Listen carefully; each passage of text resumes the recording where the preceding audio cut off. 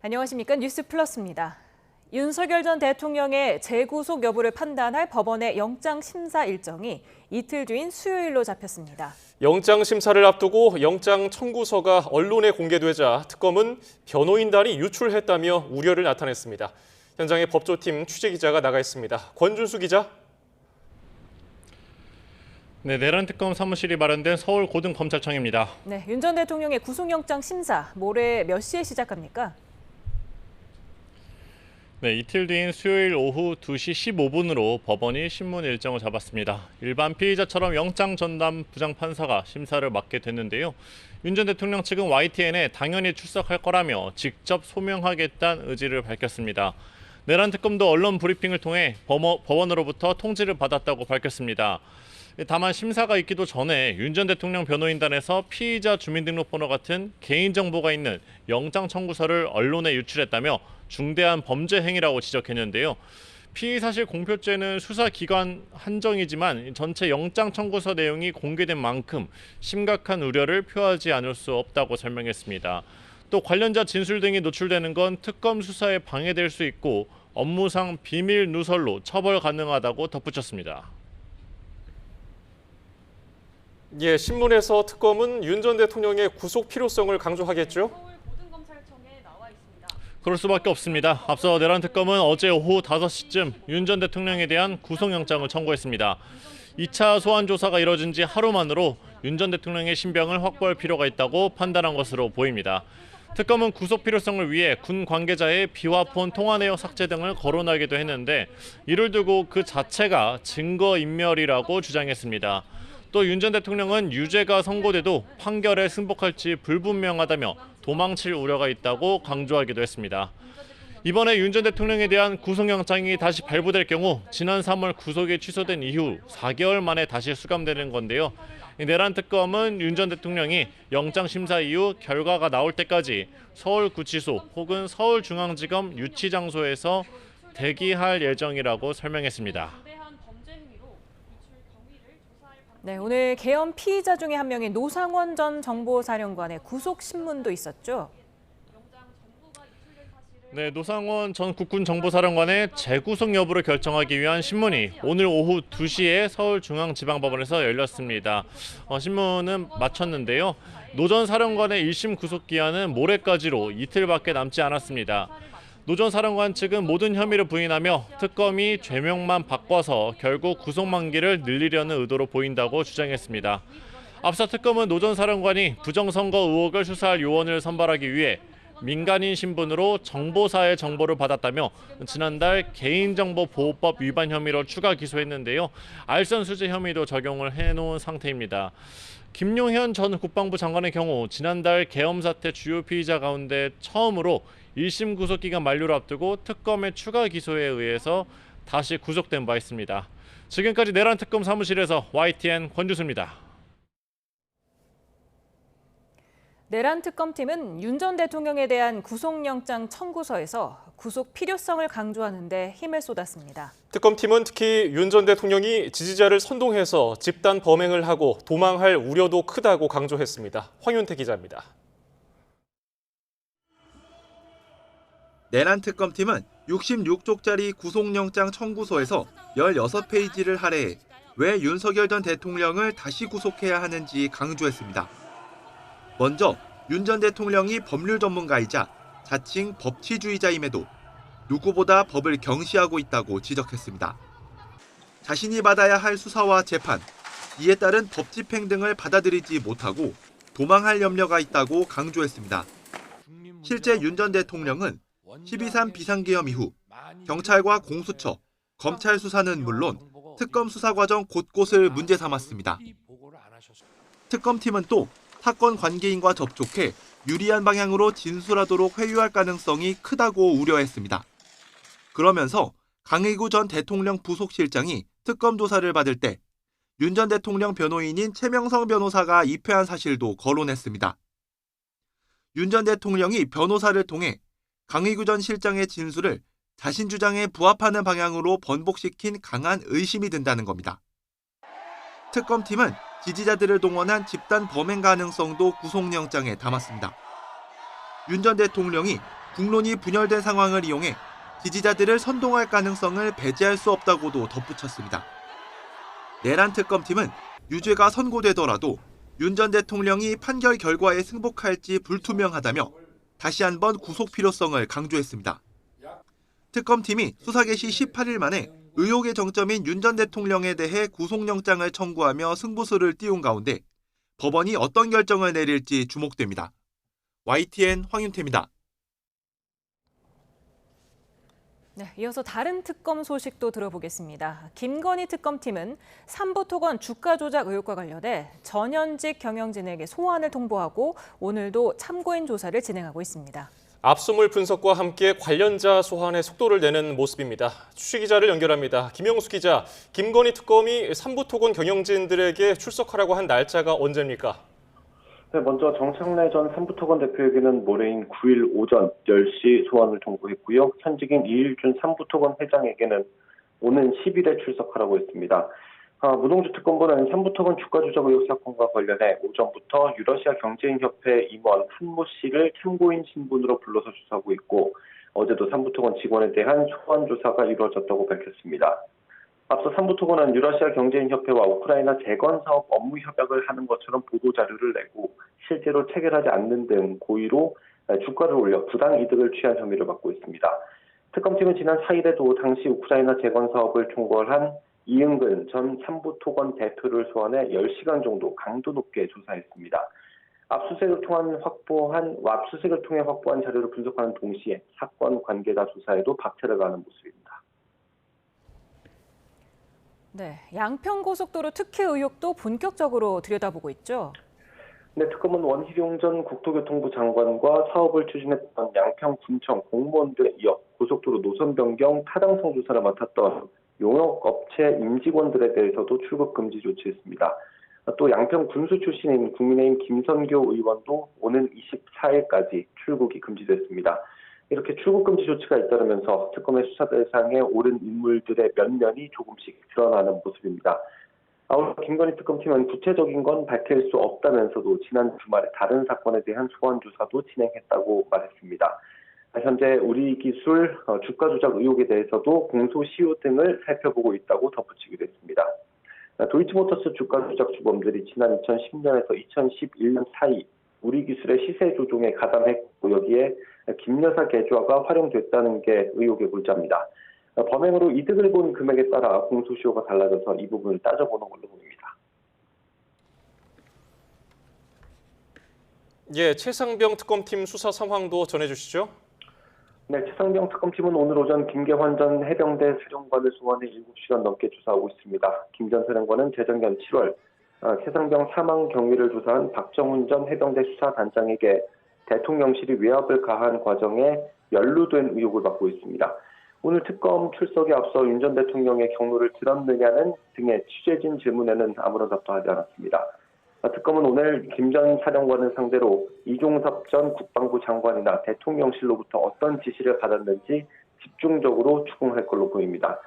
구명로비 의혹과 관련해서도 지난 2일 조사를 받았던 임성근 전 사단장에 대한 추가 조사를 진행한다는 게 특검팀의 계획입니다. 지금까지 김건희 특검 사무실에서 YTN 김영수입니다. 이재명 대통령이 김민석 신임 국무총리에게 의대생과 전공의 복귀 문제에 적극적으로 나서달라고 당부했습니다. 김 총리는 조만간 의료계 당사자들을 만날 계획인데 1년 반 넘게 이어진 의정 갈등 해결에 물꼬가 트일지 주목됩니다. 나혜인 기자입니다. 이재명 대통령은 김민석 신임 총리와의 첫 주례 회동에서 안전과 질서, 민생 분야에 특히 유념해달라고 주문했습니다. 김 총리는 국정 상황 점검에 더해 사회적 갈등 해결에 앞장서겠다며 의료계와 대화에 직접 나서겠다고 보고했습니다. 의대생 및 전공의 복귀 관련해서 국무총리께서 관련 당사자들을 조만간 만난다는 그런 보고가 있었고 대통령께서는 적극적으로 이 문제 해결에 나서달라고 당부하셨습니다. 장기화한 의정 갈등을 풀기 위해 국정 2인자인 총리가 협상 주체를 자처하고 대통령이 힘을 실어준 모습입니다. 앞서 이 대통령은 2학기가 시작되는 오는 9월엔 전공의와 의대생이 복귀할 상황을 만들어야 한다며 대화와 타협 의지를 내비쳤습니다. 대화를 충분히 하고 또 적절하게 또 필요한 영역에서 타협을 해나가면 충분히 해결할 수 있겠다. 김 총리는 이 대통령과 주례 회동에 앞서 정부 세종청사에서 공식 취임식을 열었습니다. 사회적 약자를 구하는 데 색깔은 중요치 않다며 국민의 새벽을 지키는 새벽 총리가 되겠다고 강조했습니다. 사회적 약자, 경제적 약자, 정치적 약자를 찾는 일에 제가 파란 넥타이를 맸건 빨간 넥타이를 맸건 무슨 차이가 있겠습니까? 세종에 있는 건설 현장을 찾아 폭염 대비 상황을 점검하며 국가의 종합상황본부장 역할도 자임했습니다. 김 총리는 이번 주 국회 세종의사당 건설 예정지를 찾는 등 당분간 세종에 머무는 시간을 늘릴 계획입니다. YTN 나인입니다. 7월 임시국회 첫날 여야가 만나서 민생 공통 공약을 입법하기 위한 실무 협의체를 꾸리기로 했습니다. 다만 쟁점 법안과 관련한 이견이 명확하고 다음 주부터 장관 후보자들 인사청문회도 줄줄이 예고가 돼 있어서 여야 충돌은 불가피한 상황입니다. 취재기자를 연결합니다. 박희재 기자. 네, 국회입니다. 네, 7월 국회 시작은 어떻습니까? 네, 7월 임시국회 첫날 더불어민주당 진성준, 국민의힘 김정재 정책위의장이 국회에서 상견례를 했습니다.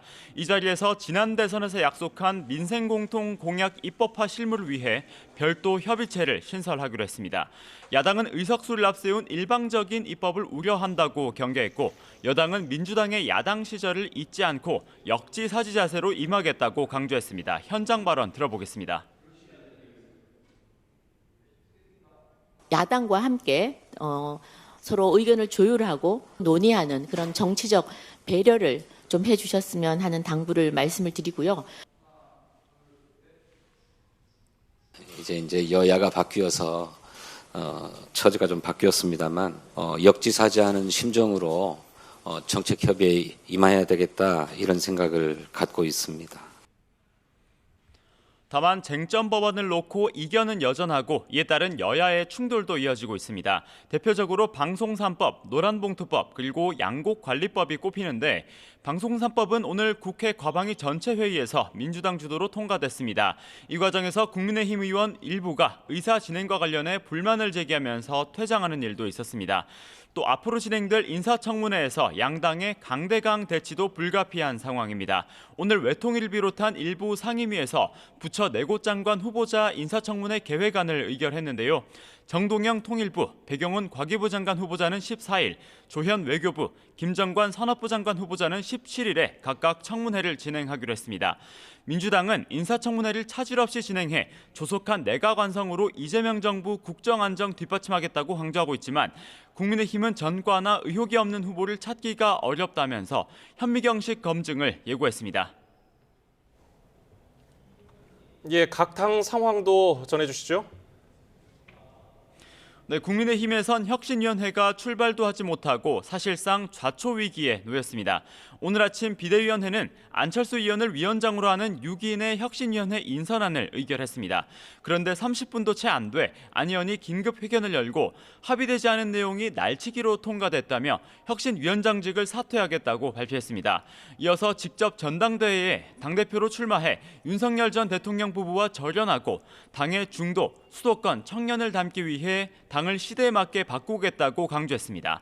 이에 송원석 비대위원장은 기자들과 만나 안타깝고 당혹스럽다면서 안 의원이 추구하는 향후 행보에 대한 뜻을 존중하겠다고 말했습니다.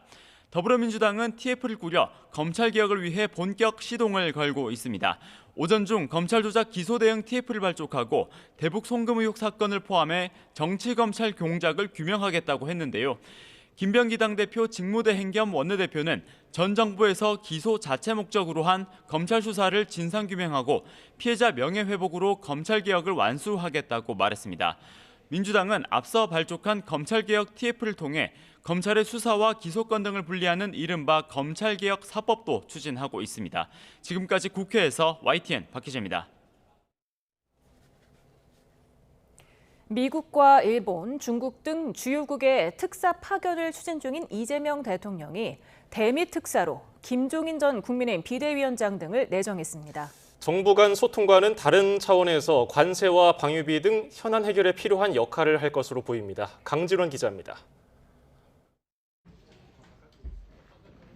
이재명 정부 첫 대미 특사단의 일원으로 김종인 전 국민의힘 비상대책위원장이 이름을 올렸습니다.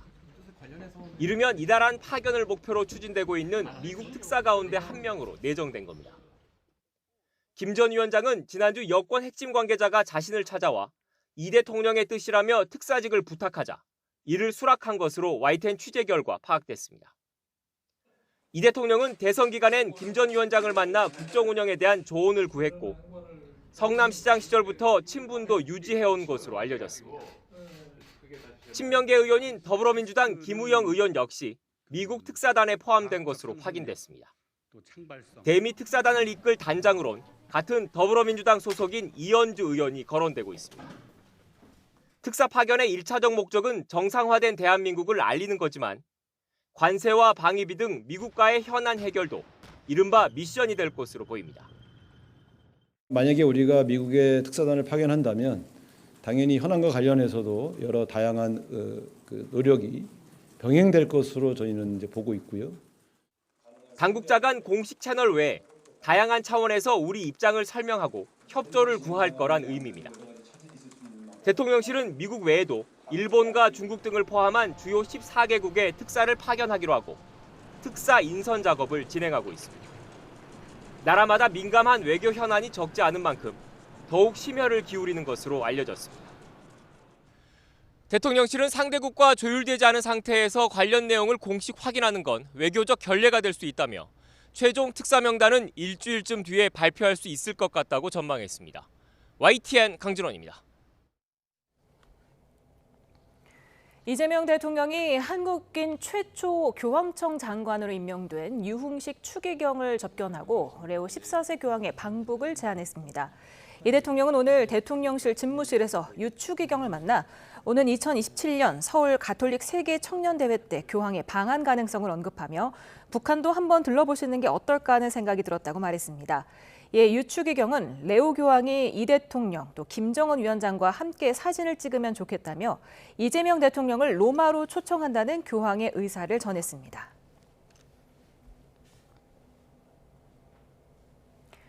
서울의 폭염특보가 주의보에서 경보로 강화됐습니다. 이번 주 서울 낮 기온이 사람 체온과 비슷한 36도까지 치솟을 것으로 예고됐습니다. 취재 기자를 연결해 알아봅니다. 정혜윤 기자, 서울에도 폭염 경보가 내려졌죠? 네, 그렇습니다. 오늘 오전 10시부터인데요. 서울 지역에 폭염 경보가 내려졌습니다. 서울의 첫 폭염 경보는 지난주 월요일 폭염주의보가 내려진 지 일주일 만에 격상된 것으로 지난해보다는 18일이나 빠른 것입니다. 기상청은 우리나라 북태평양 고기압 영향권에서 덥고 습한 공기가 지속적으로 유입하는 데다 이번 주 동풍이 유입되면서 태백산맥 서쪽 지방을 중심으로 35도 이상 기온이 크게 치솟겠다고 밝혔습니다. 서울은 내일과 모레 낮 기온이 36도까지 오르겠고 체감온도도 35도를 넘어설 것으로 보입니다.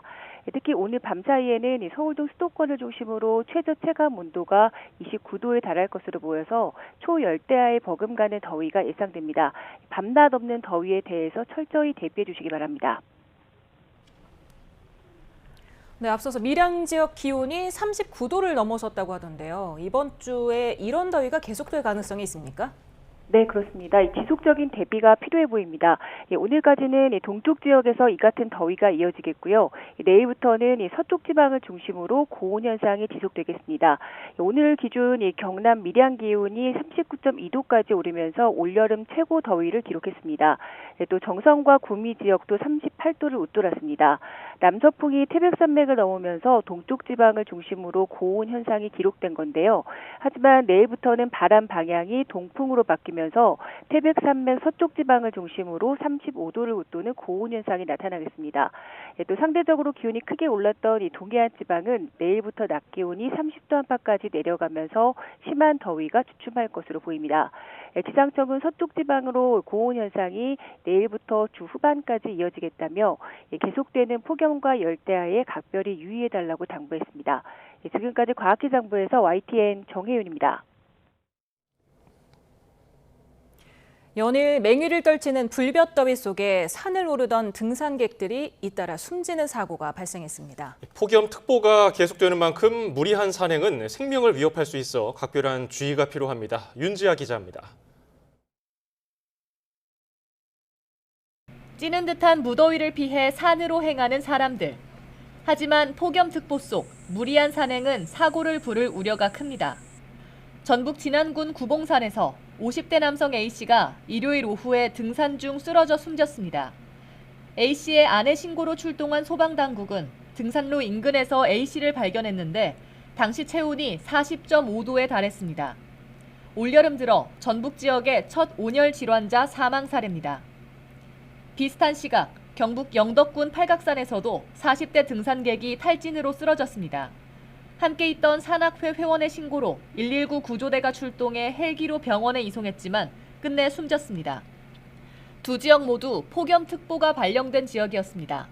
낮 기온은 각각 32도와 35.2도를 기록했습니다. 전문가들은 폭염 시 등산은 각별한 주의가 필요하다고 경고합니다. 폭염특보 같이 이렇게 고온 날씨에 산행을 하게 되면은 뜨거운 열에 계속 노출되고 이러면 체온 조절 기능이 마비돼서 탈수나 실신, 의식 소실, 심하면 사망에도 이를 수 있고요. 한여름에 기온이 가장 높은 정오부터 오후 5시 사이에 폭염 속 산행은 자제해야 합니다. 산행을 할 때는 갈증을 느끼지 않더라도 물이나 이온 음료를 자주 마시고 땀 흡수와 통풍이 잘 되는 헐렁한 옷을 입는 게 좋습니다. 또 평소보다 짧은 코스를 선택하고 몸에 이상 신호가 느껴지면 즉시 휴식을 취하거나 하산해야 합니다. YTN 윤지아입니다. 전국 대부분 지역에 폭염특보가 이어지며 온열 질환 환자가 크게 늘고 있습니다. 질병관리청 응급실 관리체계 신고 현황을 보면 어제 하루 온열 질환자 59명이 발생했고 이 가운데 2명이 숨졌습니다. 누적 환자는 859명으로 지난해 같은 기간보다 83% 늘었고 누적 사망자는 7명으로 지난해 3명의 2배가 넘습니다. 맨홀에서 작업하던 중 실종된 남성이 하루 만에 숨진 채 발견됐습니다. 인천소방본부는 실종됐던 50대 작업자가 오늘 오전 사고 장소 인근 하수종말 처리장에서 숨진 채 발견됐다고 밝혔습니다. 맨홀에서 심정지 상태로 구조된 40대 남성은 호흡과 맥박은 돌아왔지만 아직 의식은 되찾지 못한 것으로 파악됐습니다. 인천 계양구에서 맨홀 작업을 하다가 실종된 노동자가 끝내 숨진 채 발견된 사고와 관련해서 이재명 대통령이 일터의 죽음을 막을 특단의 대책을 마련하라고 지시했습니다.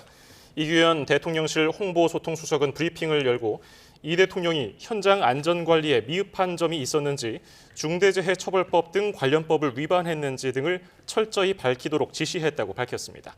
또 후진국형 사고가 발생하지 않도록 사전에 지도 감독을 강화하는 등 관련 부처에 특단의 조치를 취하라고 강력하게 지시했다고 강조했습니다.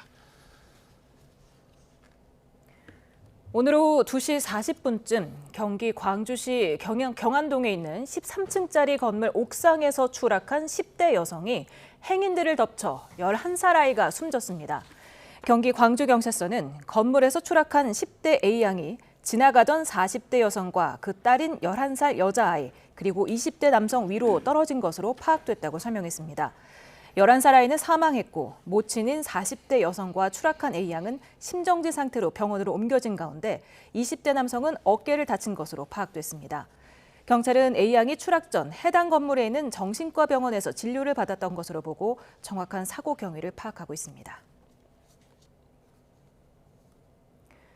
새벽 시간 이륜차가 통행할 수 없는 고속도로에서 오토바이 한 대가 시속 100km로 질주하는 아찔한 상황이 벌어졌습니다. 운전자는 실수였다고 해명했지만 자칫 대형 사고로 이어질 뻔했습니다. 김기수 기자입니다. 어둠이 짙게 깔린 고속도로 2차로를 오토바이 한 대가 거침없이 내달립니다. 뒷차가 따라붙지 못할 정도의 속도계에는 시속 100km가 찍히기도 합니다. 새벽 시간 30대 A씨가 몰던 오토바이가 경부고속도로를 질주하는 장면입니다. 계속 고속도로에서 주행을 하더라고요. 거의 속도가 100km 정도 되는데 다른 차량들처럼 보고 지나갈 수는 있는데 사실상 이거는 조금 너무 위험해 보여서. 목격자의 신고를 받고 출동한 경찰이 갓길로 유도한 뒤에야 위험한 질주는 멈췄습니다. A씨는 경부고속도로 서울 방향 영동 2터널에서 옥천휴게소 부근까지 무려 10km 넘게 운전한 것으로 파악됐습니다. 경찰 조사에서 A씨는 내비게이션 안내를 착각해 잘못 들어왔다고 진술한 것으로 알려졌습니다. 현행법상 오토바이 등 이륜차의 고속도로 통행은 엄격히 금지돼 있으며 적발 시 30만 원 이하의 벌금이나 구류에 처해질 수 있습니다. 무엇보다 대형 인명사고를 유발할 수 있는 만큼 실수로 진입했다면 즉시 갓길에 정차하고 한국도로공사나 경찰에 연락해야 합니다. YTN 김기수입니다.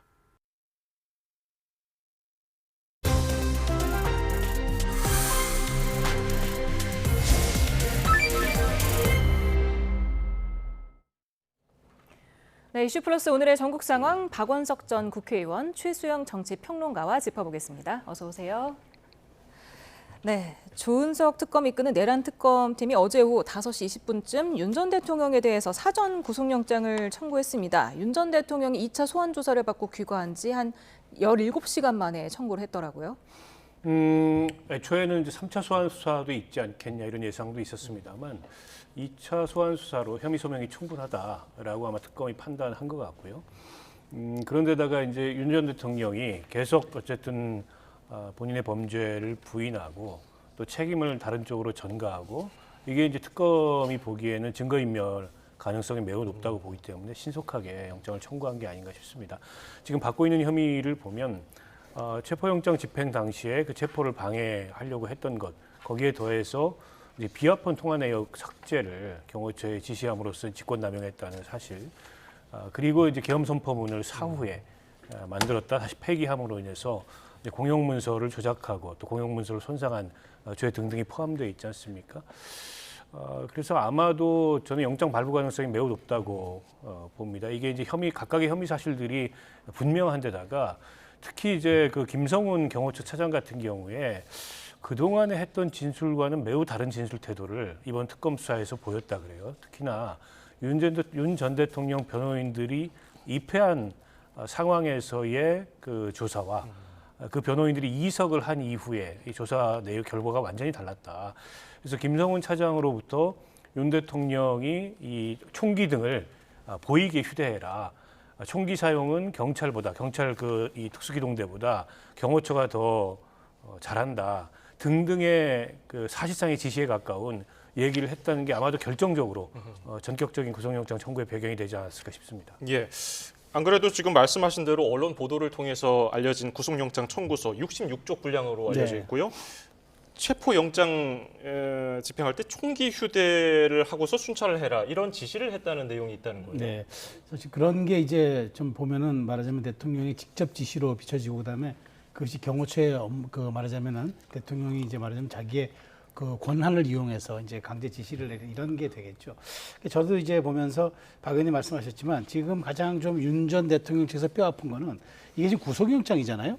근데 이제 사실 이게 도주의 우려라든가 그다음에 증거인멸의 우려가 있을 때 이제 발부되는 거고 실제로 지난 몇 년 전이죠. 그 이재명 대표에 대해서 구속영장 발부됐을 때 제1야당 대표이기 때문에 도주의 우려하고 증거인멸의 우려가 없다고 했잖아요. 전직 대통령이니까 아마 적용되는 건 비슷할 텐데 왜 이렇게 우리가 뜨겁게 이슈가 되냐면은 지금 말씀하신 대로 이 대통령 변호인단이 입회하고 입회하지 않고에 따라서 진술이 달라졌다는 거 주요 피의자의.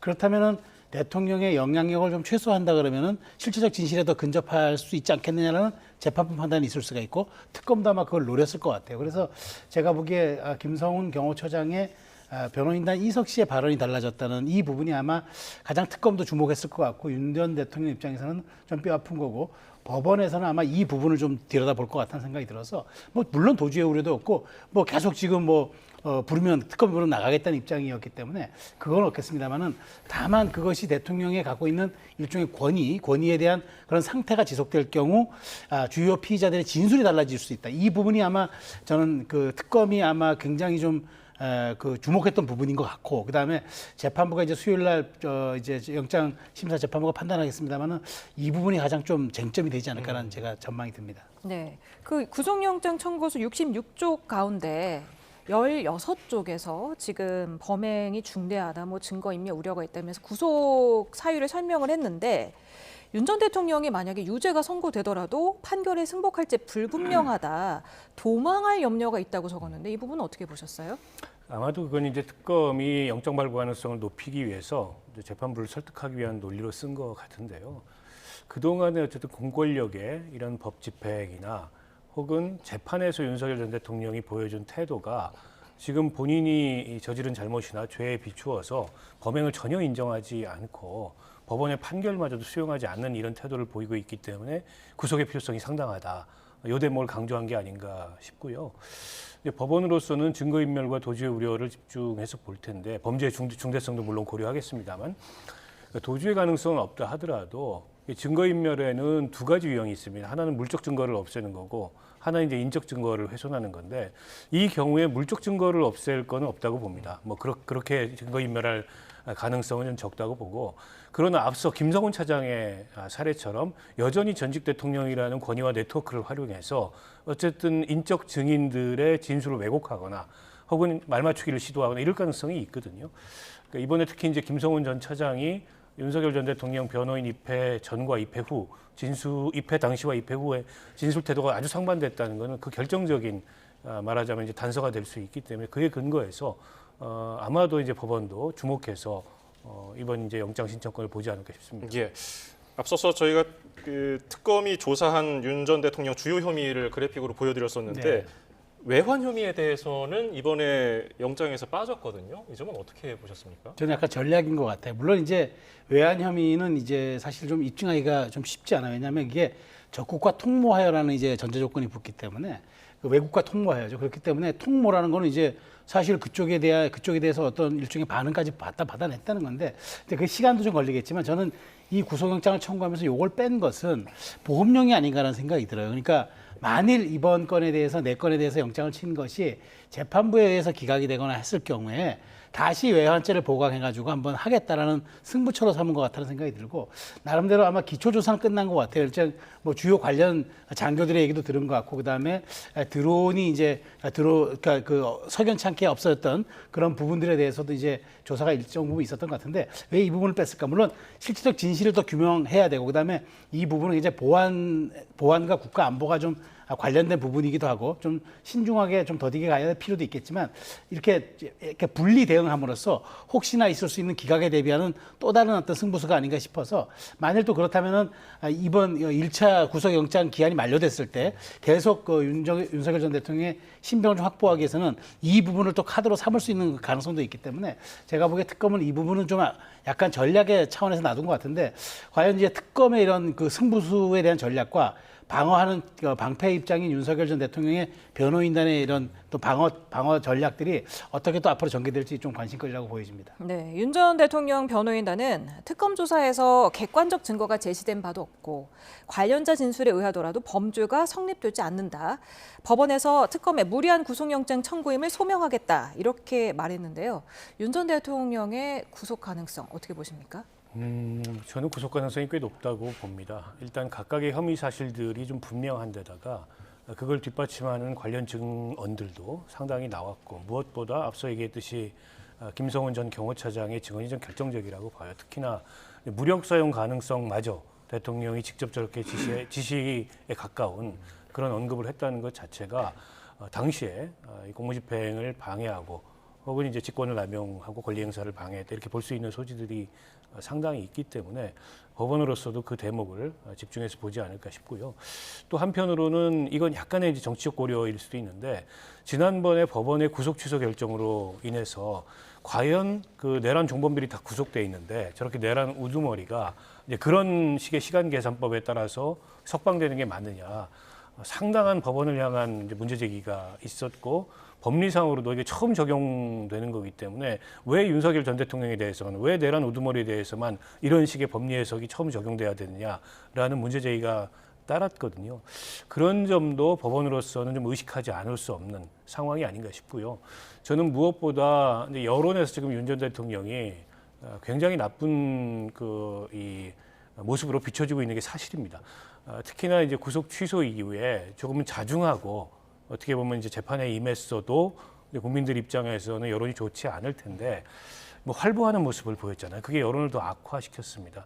그렇게 여론이 악화되면은 특검으로서는 그게 이 피의자의 취약점이고 특검으로서는 그걸 이제 집요하게 공격할 수가 있거든요. 저는 이렇게 전격적으로 특검이 조기의 영장을 청구한 것도 다른 한편으로는 지금 여론이 악화될 대로 악화돼 있다라는 판단도 작용을 했다고 생각합니다. 그런 점을 종합해 봤을 때 저는 영장 발부 가능성이 상당하다 이렇게 보입니다. 예.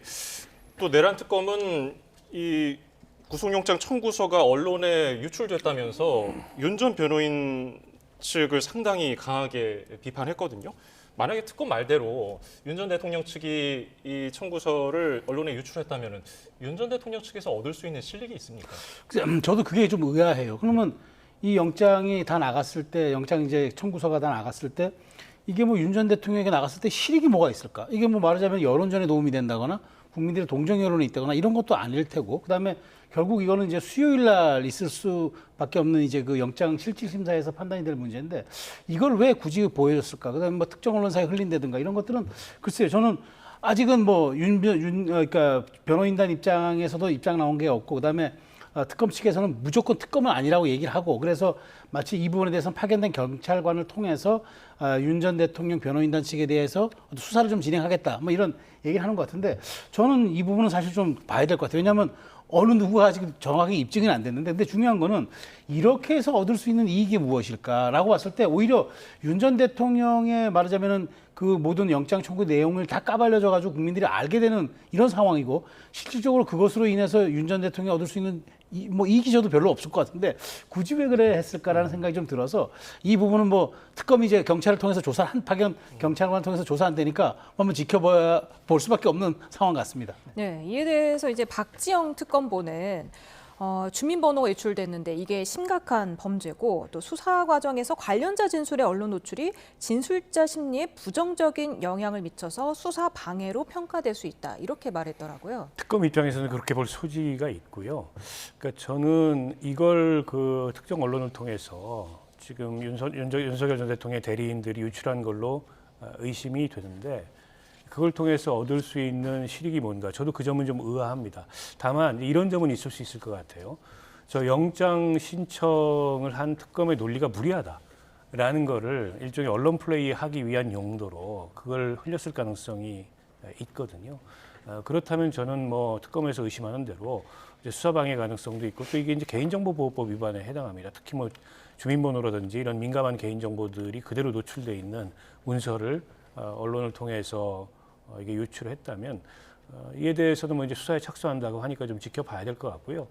윤 대통령 대리인단이 이번뿐만이 아니고 지난번에 이제 특검 출범하자마자 어쨌든 출석 소환 요구를 했을 때 그에 대한 반응이나 이런 걸 전반적으로 봤을 때 과연 이 내란 사건을 변호할 만큼의 그런 유능함이랄까 이런 것들을 가지고 있는지, 혹은 어떤 대리인단으로서의 어떤 윤리랄까 이런 게 충분한지 다소 좀 의문되는 대목들이 여러 차례 있었습니다. 예. 자, 그리고 김민석 국무총리 오늘 취임식을 했습니다. 넥타이 얘기를 하면서 뭐 일종의 흥묘백묘론 뭐 이런 얘기를 했거든요.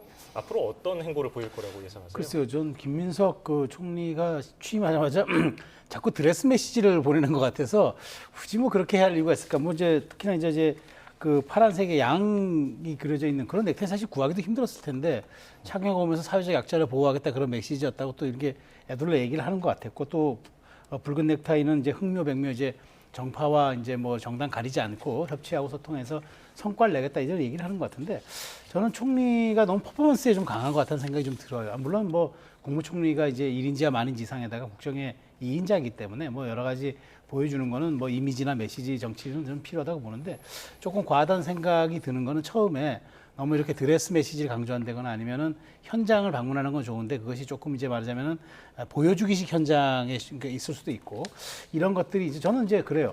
뭐 대통령의 이제 참모장이 되겠다는데 사실 국무총리는 참모장이 아닙니다. 국정 운영의 균형자고 조율자지 참모장이 아닌데, 참모장은 사실상 대통령 비서실장 참모장이라 합니다. 그런데 그렇게까지 하면서 좀 수평적이기보다는 수직적 당정 관계를 좀 자꾸 강조하면서 저렇게 뭔가 대통령의 심기를 거스르지 않고 당정대가 원팀이다 이 메시지를 발신하는 것 같은데, 어찌됐건 저는 이제 결과를 뭐 취임한 지 얼마 안 됐으니까 결과를 지켜봐야 되겠습니다만은, 저는 저렇게 말하자면은 대통령의 심기라든가 국정 철학만을 받드는 총리가 되겠다는 것이 오히려 저는 제가 보기에 그것이 성과 측면에서는 긴장감이라든가 균형감 이런 측면에서는 조금 더 제가 보기에 그렇게 기대하지 못한 성과가 나올 수도 있어서 김 총리의 지금 신임 행보를 보겠습니다만은 저는 어쨌든 좀 뭐랄까 본인이 국정 전반에 대한 어떤 균형자와 조율자의 역할을 하겠다 이런 것들의 그 모습이 저는 좀 더 총리답지 않을까 그런 생각이 듭니다. 네. 지금 장관 후보자 인사청문회 일정이 속속 확정이 되고 있습니다. 지금 이진숙 사회부총리 겸 교육부 장관 후보자의 제자 논문 가로채기 논란, 그리고 권오을 보훈부 장관 후보자의 겹치기 월급 같이 이렇게 의혹이 제기된 인사들에 대한 국회 인사청문회 통과 여부 어떻게 전망하고 계십니까? 일단 인사청문회에서 이제 어떤 질문과 답변이 오가는지가 굉장히 중요할 것 같습니다. 그러니까 객관적으로 제기된 의혹들이 지금 단계에서 뭐 충분히 소명이 안 되고 있는 것만은 분명하고요. 또 과거의 전례에 비추어 봤을 때 저런 문제가 만약 사실이라면 과연 이제 장관 후보자로서 자질과 도덕성이 충분한 건가라는 논란을 불러일으킬 만한 대목들이 있습니다. 특히 교육부 장관 후보자인데 제자 논문을 가로채기를 하고 논문 쪼개기를 해서 실적을 부풀리고 했다면 이건 이제 단순한 도덕성의 문제 이상의 문제일 수 있거든요. 이진숙 후보자는 청문회에서 해명하겠다라고 구체적인 해명을 아직 내놓지 않고 있습니다. 때문에 청문회에서 그게 과연 국민들이 보기에 납득할 만한 해명이 될 수 있을까? 이게 저는 관건이라고 생각을 하고요. 이제 문제는 야당의 공세도 공세지만 결국 지금 여권과 지지층 내부의 반응이 이재명 대통령에게는 더 중요할 수도 있다 이런 생각이 듭니다. 그런 점에서 이진숙 후보자는 임명 발표 당시부터 좀 그 여권 내부의 반응이 의아하다 이런 반응이었어요. 그동안에 이제 여권과 궤를 과체하는 그런 행보를 보인 적도 없는 분인데다가 저분이 이제 대학 총장 출신이긴 하는데 하지만 대학 총장 출신이긴 하다 초중등 교육 같은 것까지를 다 총괄하는 교육부 장관 후보자로서 충분한 전문성과 능력이 있을까 이 점에 있어서도 의문이 있거든요. 그런데다가 더해서 저런 이제 도덕성과 자질 논란이 나오고 있기 때문에 여권 내부의 반응이 심상치 않은 것만은 분명하다라고 보이고요. 권오을 후보자 같은 경우에 일종의 이제 통합형 인사로서 보훈처 장관 후보자로 내정이 됐는데 지금 아마 이제 여러 군데서 급여를 중복 수령한 것으로 나타나고 있어서 그 점에 대한 이제 본인의 해명이 충분히 있어야 될 것 같고요. 마찬가지로 야당은 이제 최대한의 공세를 취하겠지만 결국 여당과 지지층 내부의 반응이 어떠냐. 여당과 지지층 내에서 이건 안 되겠다 싶으면 낙마 가능성이 있는 거죠. 대표적으로 지난번에 이제 민정수석 내정자가 이제 그런 과정을 거쳐서 낙마했지 않습니까? 그러니까 이번에 장관 후보자들에 대한 인사청문 과정에서도 결국 지금 정권 초기이기 때문에 대통령이 일할 수 있도록 도와주자 이런 분위기가 지배적으로 있지만 그런 가운데에서도 이 사람은 안 될 것 같다라고 한다면 그 낙마 가능성이 있다고 봐야 되겠죠. 예. 자, 그리고 이재명 대통령이 미국 특사단을 이제 이르면 이달 안에 파견을 목표로 하고 있는데 단장으로는 이제 이름으로 거론되는 인물이 이현주 민주당 의원이고요. 그리고 김우영 의원은 이제 특사단에 포함된 것으로 보이고 눈에 띄는 인물이 김종인 전 국민의힘 비대위원장이거든요. 뭐 여야를 아우르는 인물이긴 합니다만은 어떤 이유 때문에 낙점됐을까요? 뭐 저는 뭐 통합을 보여줄 수 있는 더 상징적인 인사고 사실 그리고 미국 특사라는 게 굉장히 무슨 어떤 뭐 정치적인 상징성 자리는 있습니다만은 그것이 갖는 어떤 일종의 뭐 정치적 무게랄까 국정에 어떤 책임을 지는 그런 자리는 아니잖아요.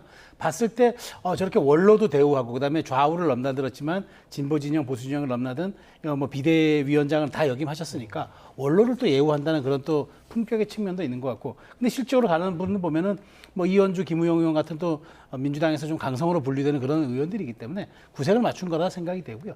아마 김종인 위원장이 이제 가면은 사실 또 미국의 또 나름대로 또 인맥도 있기 때문에 아마 그런 점들을 이재명 대통령에 대해서 좀 약간 호의적으로 설명할 수도 있을 것 같고 저는 미국에서도 봤을 때 그런 국가의 원로들이 오는 점에 대해서는 뭐 여러 가지 좀 긍정적 신호라고 생각할 수도 있어서 이 부분은 아마 이재명 대통령이 좀 약간 전략적 고려를 한 듯 싶은 그런 사안 같습니다. 네.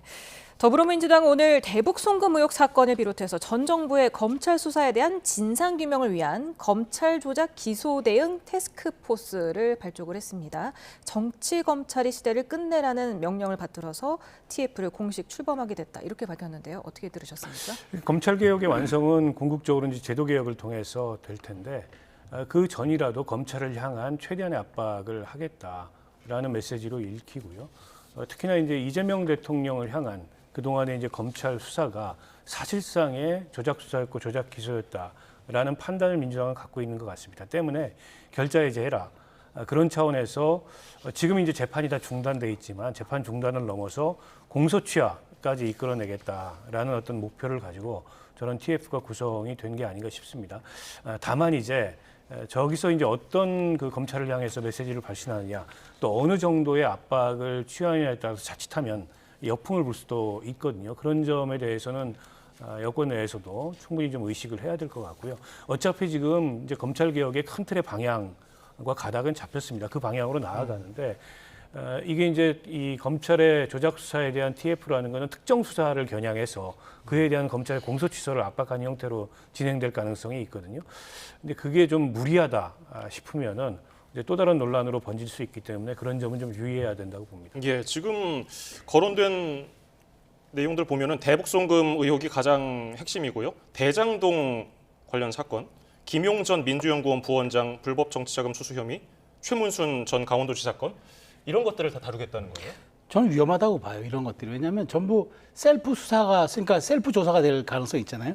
대북송금, 대장동, 김용 뇌물, 뭐 그다음에 최문순 강원 전 강원지사 이런 부분들은 전부 민주당과 관련된 이야기고 이재명 지금 현 대통령과 관련된 부분이고 측근과 관련된 부분이잖아요. 근데 그거를 검찰 개혁과는 별도로 일종의 뭐 조작 기소 대응 TF를 출범시켜서 사실관계를 확인하고 조사를 한다. 이 자체가 압박이 되고 이 자체가 검찰을 무력화시키는 과정이 될 수가 있고 이걸 근거로 그러면은 뭐 검찰 개혁을 완수합니까? 그러니까 저는 이렇게 하면은 오히려 이해 충돌의 소지가 있는 거예요. 차라리 이런 것들에 대해서는 검찰 개혁이 마무리되고 나서 하나하나 어떤 뭐 말 그대로 민주당의 표현을 빌리면 적폐청산의 과정에서 하나하나 들여다볼 수는 있으나 이게 검찰 개혁이 제도화하기도 전에 이걸 먼저 들여다보겠다는 거는 검찰을 무형으로 압박하고 그다음에 알아서 너희들이 물론 자복하거나 혹은 여기에 대해서 진실을 다 꺼내놔라 이렇게 얘기하고 그렇게 들릴 수가 있기 때문에 이건 굉장히 정치적 오해가 있고 또 빌미를 준다고 봐요. 그러니까 개혁의 순수성, 그다음에 개혁이 가는 완결성 이런 것에 대한 어떤 완전한 이제 그 동의가 아니라 오히려 의도가 있지 않느냐라는 의심을 줄 수밖에 없기 때문에 이런 것까지 저는 좀 속도를 조절해야 된다. 그리고 이런 부분들은 조금 후순위로 미뤄도 될 텐데 이걸 왜 자꾸 선순위로 놓으면서 정치적 오해를 사는가 이런 부분들 한번 고려해 볼 필요가 있다고 봅니다. 네. 그런가 하면 지금 민주당 주도로 방송 3법이 국회 과방위를 통과했습니다. 이대로 좀 본회의에서 처리될까요? 아니면은 당 지도부가 좀 수기를 요구할까요? 저는 과방위 통과됐다는 것은 본회의에서도 그대로 통과시키겠다라는 시그널이라고 보고요. 이에 대해서 이제 국민의힘에서는 방송 장악 의도 아니냐 이런 비판이 나오는데 오히려 저는 반대라고 생각합니다. 정권이 바뀌게 되면 공영방송을 마치 이제 정권의 전리품인 듯 매번 이제 공영방송을 장악하려는 이제 그런 그 시도가 진행되다 보니까 그로 인한 정치적 충돌이 굉장히 잦았는데 이 법안의 내용을 보면 오히려 정권이 공영방송의 이사를 자기 입맛에 맞는 사람들로 이제 다수 집어넣어서 사장 선임이라든지 이렇게 공영방송 전체를 좌지우지하는 것을 제도적으로 막고자 하는 그런 내용이 포함이 돼 있거든요. 그래서 어떻게 보면 지금 정권이 바뀌었는데 정권이 더 이상 방송 장악을 하지 않겠다라는 시그널로도 보입니다. 특히 이제 그 KBS 같은 경우에는 현재 이사 수가 11명인데 이걸 15명으로 늘리고 국회 몫을 줄이는 대신에 뭐 시민사회라든지 학계라든지 관련 종사라든지 그런 쪽에 이제 당사자들의 이사 참여를 늘리고 또 그 이사회를 통해서 궁극적으로 사장 선임을 하게 되는데 사장 추천위원회를 별도로 구성을 해서 결국 이사의 5분의 3이 동의했을 때 사장이 임명되도록 하는 내용 등을 담고 있거든요. 때문에 그동안에 정권이 공영방송을 좌지우지하려고 했던 방송장악의 역사를 이걸로 마무리 짓겠다라는 어떤 의지의 표현이기 때문에 저는 이 법안은 통과되는 게 바람직하다 생각합니다. 예. 근데 이 부분은 논쟁이 되는 부분이기 때문에 평론가께도 제가 여쭤볼게요. 네. 저는 이제 이 여기에 대해서 이재명 대통령도 이 얘기를 분명히 했어요. 이렇게 논쟁적인 법안, 그러니까 여당이 되고 야당이 될 때마다 달라지는 입장이 달라진 이런 법안에 대해서는 약간 처지가 바뀌더라도, 즉 말하자면은 우리가 야당이 되더라도 동의할 수 있는 그렇게 약간 좀 불가역적인 걸 만들 필요가 있다는 취지의 얘기를 한 지 얼마 안 돼서 지금 과방위가 전체 통과를 시켜버렸거든요. 아니 뭐 박 의원님 말씀이 저도 그 부분에서 과거에 일했던 적이 있었기 때문에 저도 일부분 동의합니다만, 그러나 야당의 동의라는 측면은 대단히 중요합니다. 그런데 여기서 이제 이런 거죠. 숫자를 어떻게 뭐 시민사회 쪽이든 뭐든 하더라도 정치권의 입김을 어떻게 줄이더라도 최소한 여기에 균형 잡을 수 있는 숫자는 야당이 동의할 수 있는 선에서 조금 진행이 돼야 되는데, 지금 전부 여당이 내놓은 안만 지금 가지고 일사천리로 진행되는 이런 상황이기 때문에 저는 왜 이렇게 자꾸 속도를 내야 했을까? 이거 9월 임시국회, 9월 정기국회 때 하면 안 되나요? 근데 왜 이렇게 수기기관이라든가 야당과의 어떤 그런 토론 기관을 전혀 거치지도 않고, 그다음에 최소한 이런 거 공청을 몇 번 거쳤습니다만, 그러면 이렇게 성안된 법안을 가지고 최소한 법사위에서 몇 번은 또 토론을, 그러니까 과방에서 몇 번은 또 토론을 거쳤어야죠. 그런 측면에서 놓고 보면 안타깝다는 생각이 들고, 물론 오늘도 보니까 그 용산의 홍보수석이 이 부분에 대해서는 말을 좀 아끼더라고요. 이 부분에 대해서는 좀 입장차가 있는 것 같아서 조금 더 자기가 코멘트할 부분이 아닌 것 같다, 이런 얘기를 하는 것 같은데, 저는 어쨌든 과방위는 통과했습니다만 앞으로 법사위 본회의가 남아 있기 때문에 이 부분은 뭐 박 의원님 말씀대로 그냥 속도를 내서 나가겠다. 저는 그거는 이재명 대통령의 그 말과도 배치가 되는 그런 측면이 있기 때문에 이 부분 다시 한번 좀 여당 지도부가 고민할 필요가 있다고 봅니다. 네. 그런가 하면 국민의힘 당 혁신위가 본격 가동되기도 전에 안철수 혁신위원장 내정자가 사퇴하는 일이 발생했습니다. 그 목소리 들어보고 다시 얘기 나눠보겠습니다. 합의되지 않은 날치기 혁신위원회를 거부합니다.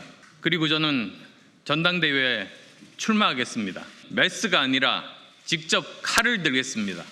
당대표가 되어 단호하고도 강력한 혁신을 직접 추진하겠습니다. 도려낼 것은 도려내고 잘라낼 것은 과감히 잘라내겠습니다. 안철수 위원장께서 갑자기 혁신위를 하지 않고 전당대회에 나가시겠다고 말씀하신 부분에 대해서 안타깝고 당혹스럽다. 어떤 말씀이나 오해가 있으셨는지 모르겠지만, 네, 오늘 혁신위 인선안이 발표된 지 30분 만에 저런 안철수 의원의 입장이 나왔습니다. 어떻게 들으셨습니까? 그 안철수 의원의 저 기자회견과 그 뒤에 뭐 SNS, 언론과의 인터뷰 등등을 종합해서 보면 결국 그 혁신위의 역할에 대한 입장의 차이가 처음부터 컸던 것 같아요. 지금 송원석 그 원내대표나 이른바 당내의 주류 친윤들 입장에서는 적당히 이제 구색 맞추는 정도의 혁신위를 원했던 것 같은데, 안철수 의원이 아마도 인적 청산 얘기를 꺼낸 것 같습니다. 그리고 이제 지난 그 후보 교체 등등 과정에서 책임이 있는 두 분을 구체적으로 지목을 한 것 같아요. 미루어 짐작컨대 아마 쌍권 지도부를 의미하는 것 같은데, 그분들의 출당을 요구했는데 그게 이제 수용이 안 된 게 아닌가, 이게 핵심적 이견이었던 것 같고, 일부 혁신위원 선임에 대해서도 이견이 좀 있었던 게 아닌가 싶은데요. 근데 저는 이게 예상이 안 됐을까요? 저는 충분히 예견 가능한 상황이었다고 보고, 결국 국민의힘의 지금 구주류들은 변하지 않습니다. 그러니까 안철수 의원도 그걸 모르지 않았을 텐데, 안철수 의원 입장에서는 어떻게 보면 모양새가 좀 별로 안 좋아졌습니다.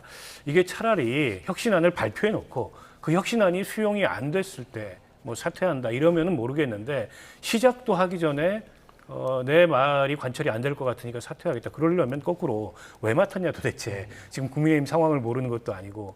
근데 이런 이제 반대의 질문도 가능하거든요.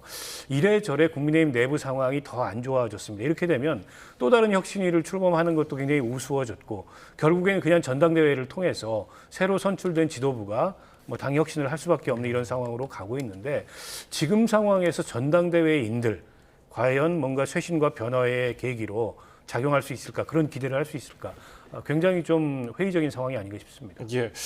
그래서 지금 곧바로 전당대회로 가야 하는 상황인 것 같은데, 인물들을 보면은 몇 개월 전이랑 달라진 게 없어요. 어떻게 보셨습니까? 그러니까 이게 그러니까 혁신이라는 게 한번 건너가기를 위한 단계인데, 이거 건너가지도 않고 가겠다는 얘기잖아요. 저는 사실 오늘 놀란 것이 이제 그 날치기라는 표현은 말이죠.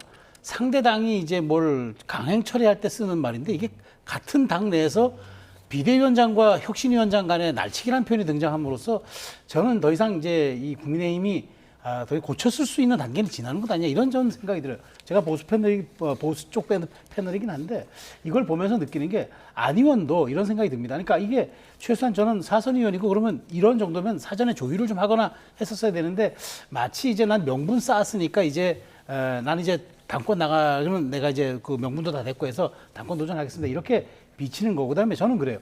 아니 어떻게 이렇게 혁신위원 발표하는 거를 비대위원장과 그러니까 혁신위원장과 비대위원장은 전혀 조율하지 않습니까? 그러니까 이거는 비대위가 혁신위를 들러리 세우겠다는 의도를 전 드러낸 것이라고 보기 때문에 이 두 부분에 대해서는 어떤 뭐 말도 저는 뭐 그 정말 그 입이 10개라도 할 말이 없다고 보고요.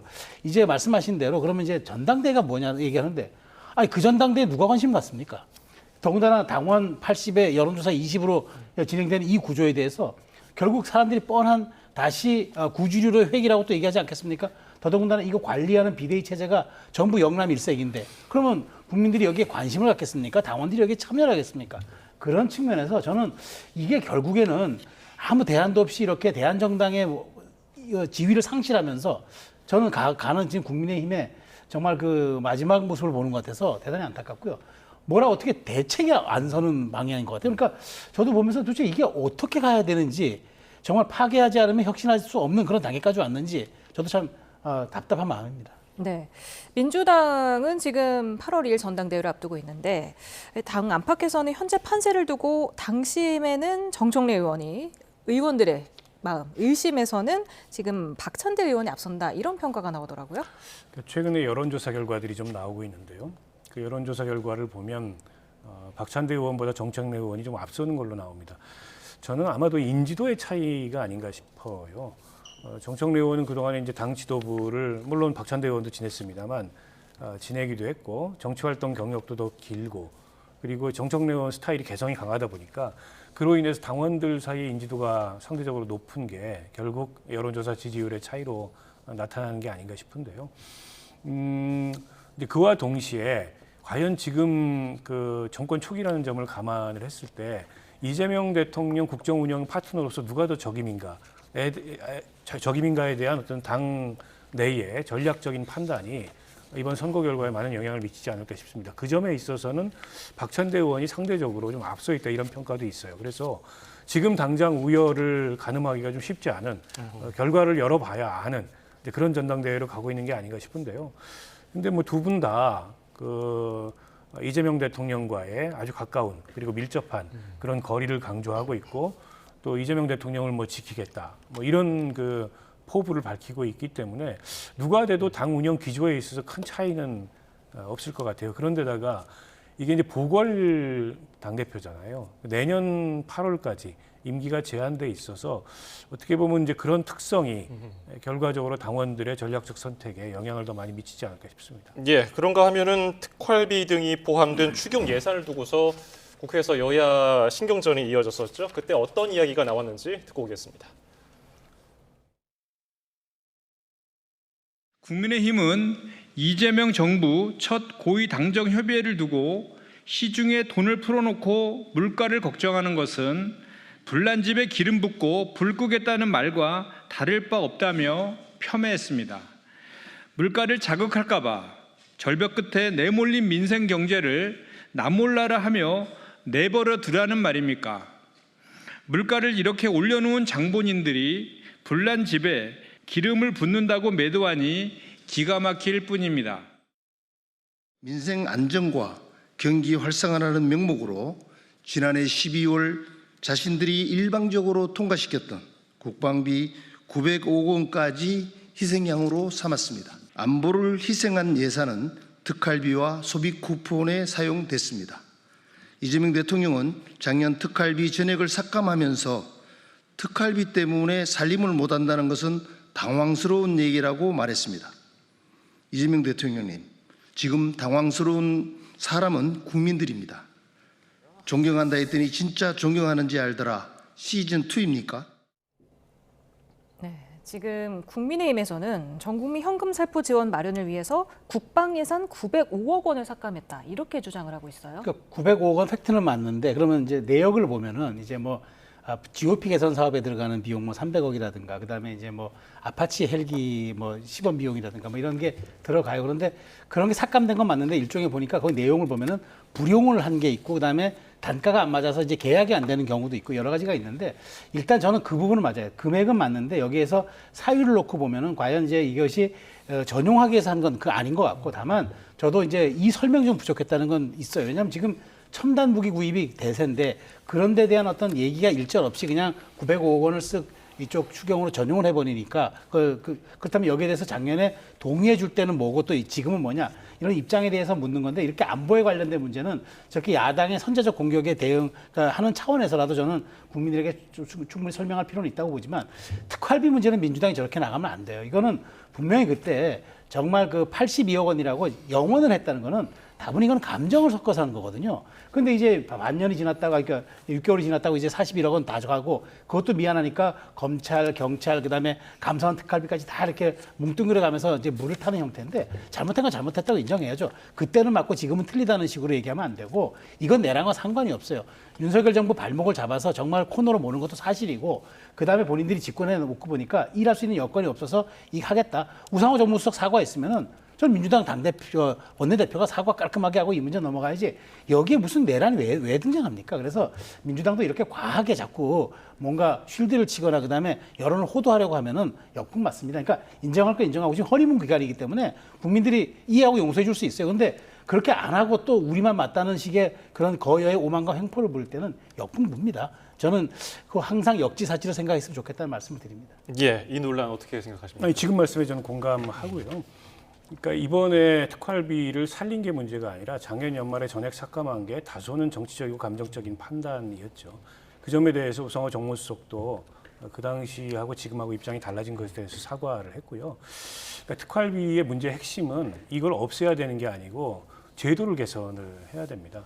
너무나 이게 불투명하게 운영이 됐고 또 불법적인 방식으로 전용이 됨으로써 그동안에 관련자들이 사법 처리도 당하고 했던 역사가 있지 않습니까? 그러니까 차제의 여야가 특활비의 필요성에 대해서는 인정하되 그걸 어떻게 투명하게 개선해서 국회가 개입할 수 있는 그런 가능성 같은 거를 만들어 놓을 건가.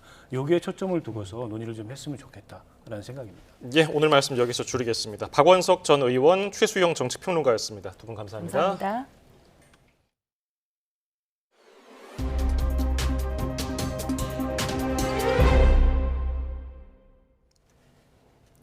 솔로 활동으로 세계를 휩쓴 그룹 블랙핑크가 완전체로 다시 뭉쳐서 국내 팬들과 만났습니다. 이틀간 진행된 콘서트에만 8만 명이 모였는데 깜짝 공개한 신곡도 이번 주에 정식으로 발매됩니다. 송지인 기자입니다.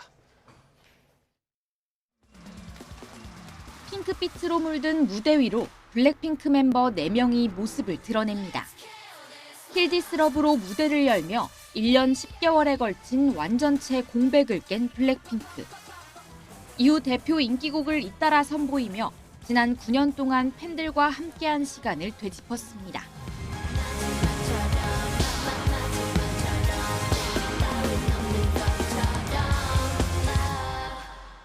이후에는 솔로 무대로 떨어져 있던 시간 저마다 이뤄낸 성장을 증명했습니다. 제니의 솔로 음반은 빌보드 선정 상반기 최고의 음반 명단에 올랐고 떼창을 부른 로제의 아파트는 명실상부 K-팝 대표곡으로 자리매김한 상태입니다. 이제는 멤버 전원이 월드스타가 된 만큼 공연장을 찾은 8만 명 팬들의 국적도 다양했습니다. 글로벌 K-팝의 대표 주자입니다. 말도 안 돼요. 할 말 없어요. 할 말이 없어. 할 말이 없어가지고. 마음이 진짜 지금 구둥구둥. 네, 너무 신기해요. 너무 얼마나. 신기해요, 진짜. 진짜 아파트. 이후에는 미국과 유럽 등을 돌며 16개 도시에서 세계 팬들을 직접 만나는 블랙핑크. 멤버 제니는 깜짝 공개한 신곡 뛰어의 음원도 이번 주 발매될 거라고 예고하며 다시 블랙핑크의 시간을 즐겨줄 것을 당부했습니다. YTN 송재인입니다. 지난 주말 블랙핑크 콘서트에서 불거진 시야 제한석 논란과 관련해 소속사가 사과했습니다. YG엔터는 무대가 잘 보이지 않는 환경을 개선하기 위해 LED 스크린을 설치했지만 의도와 달리 불편을 드리게 됐다며 고개를 숙였습니다. 또 해당 구역에 대한 불편을 접수해 주신 분들을 위한 후속 조치를 진행하겠다며 자세한 내용은 예매처를 통해 안내하겠다고 공지했습니다. K-팝 걸그룹 퇴마사의 활약을 다룬 넷플릭스 애니메이션 영화 K-팝 데몬 헌터스의 오리지널 사운드 트랙 인기가 이어지고 있습니다. 미국 빌보드는 차트 예고 기사에서 K-팝 데몬 헌터스 OST 앨범이 빌보드 메인 앨범 차트 빌보드 200에서 전주보다 5계단 상승해 3위를 기록했다고 밝혔습니다.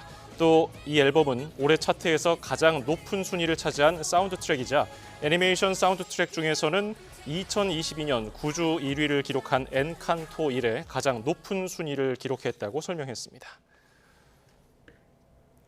한화가 올 시즌 돌풍을 일으키며 전반기 1위를 확정한 중심에는 리그 최강 외국인 듀오 폰세와 와이스가 있습니다. 나란히 전반기 2자릿수 승리를 거뒀는데 강력한 원투 펀치를 갖춘 팀들의 역대 우승 확률은 어떻게 될까요? 양시창 기자입니다. 6이닝을 무실점으로 막고 마운드에서 내려온 와이스를 양상문 투수 코치가 두 어깨를 쓰다듬으며 대견해 합니다. 와이스가 10승을 달성하며 팀의 전반기 우승을 확정짓던 날 한화의 더그아웃 풍경입니다. 이미 11승을 거둔 폰세에 이어 팀에서 두 번째 2자릿수 승리. 두 선수의 활약은 기록만 봐도 무서울 정도입니다. 폰세가 에이스의 척도인 다승과 평균 자책점 탈삼진에서 리그 1위를 질주하고 있고 와이스도 이에 못지않은 성적으로 뒤를 쫓고 있습니다. 소화 이닝과 이닝당 출루 허용률 등 세부 지표에서도 두 선수는 리그 최상위에 자리하고 있습니다. I feel like Lee Jae-won makes it a lot easier for me to be confident. He's got my back behind the plate, and I fully trust whatever he puts down, whatever finger he puts down. So yeah, I give all the credit to him.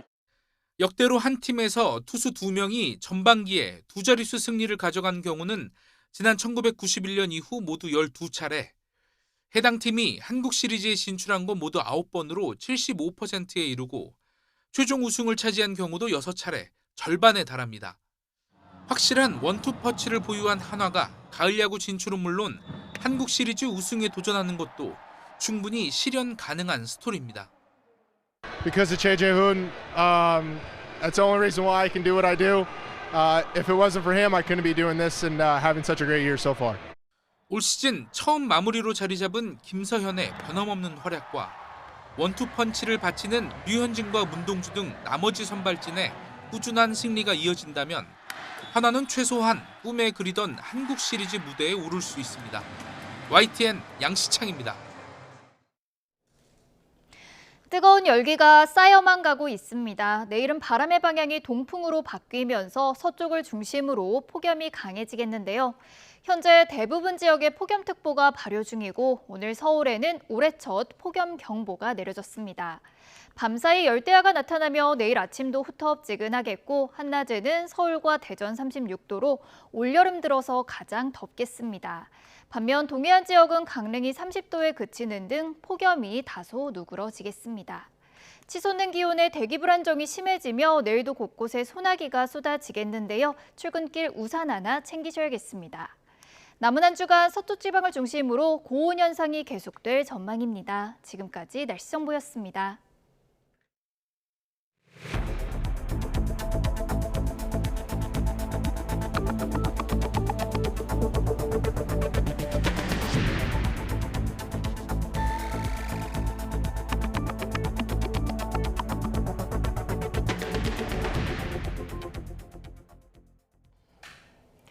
폭염이 날이 갈수록 기세를 더하면서 올해 최고 기온을 경신하는 날이 매일 이어지고 있습니다.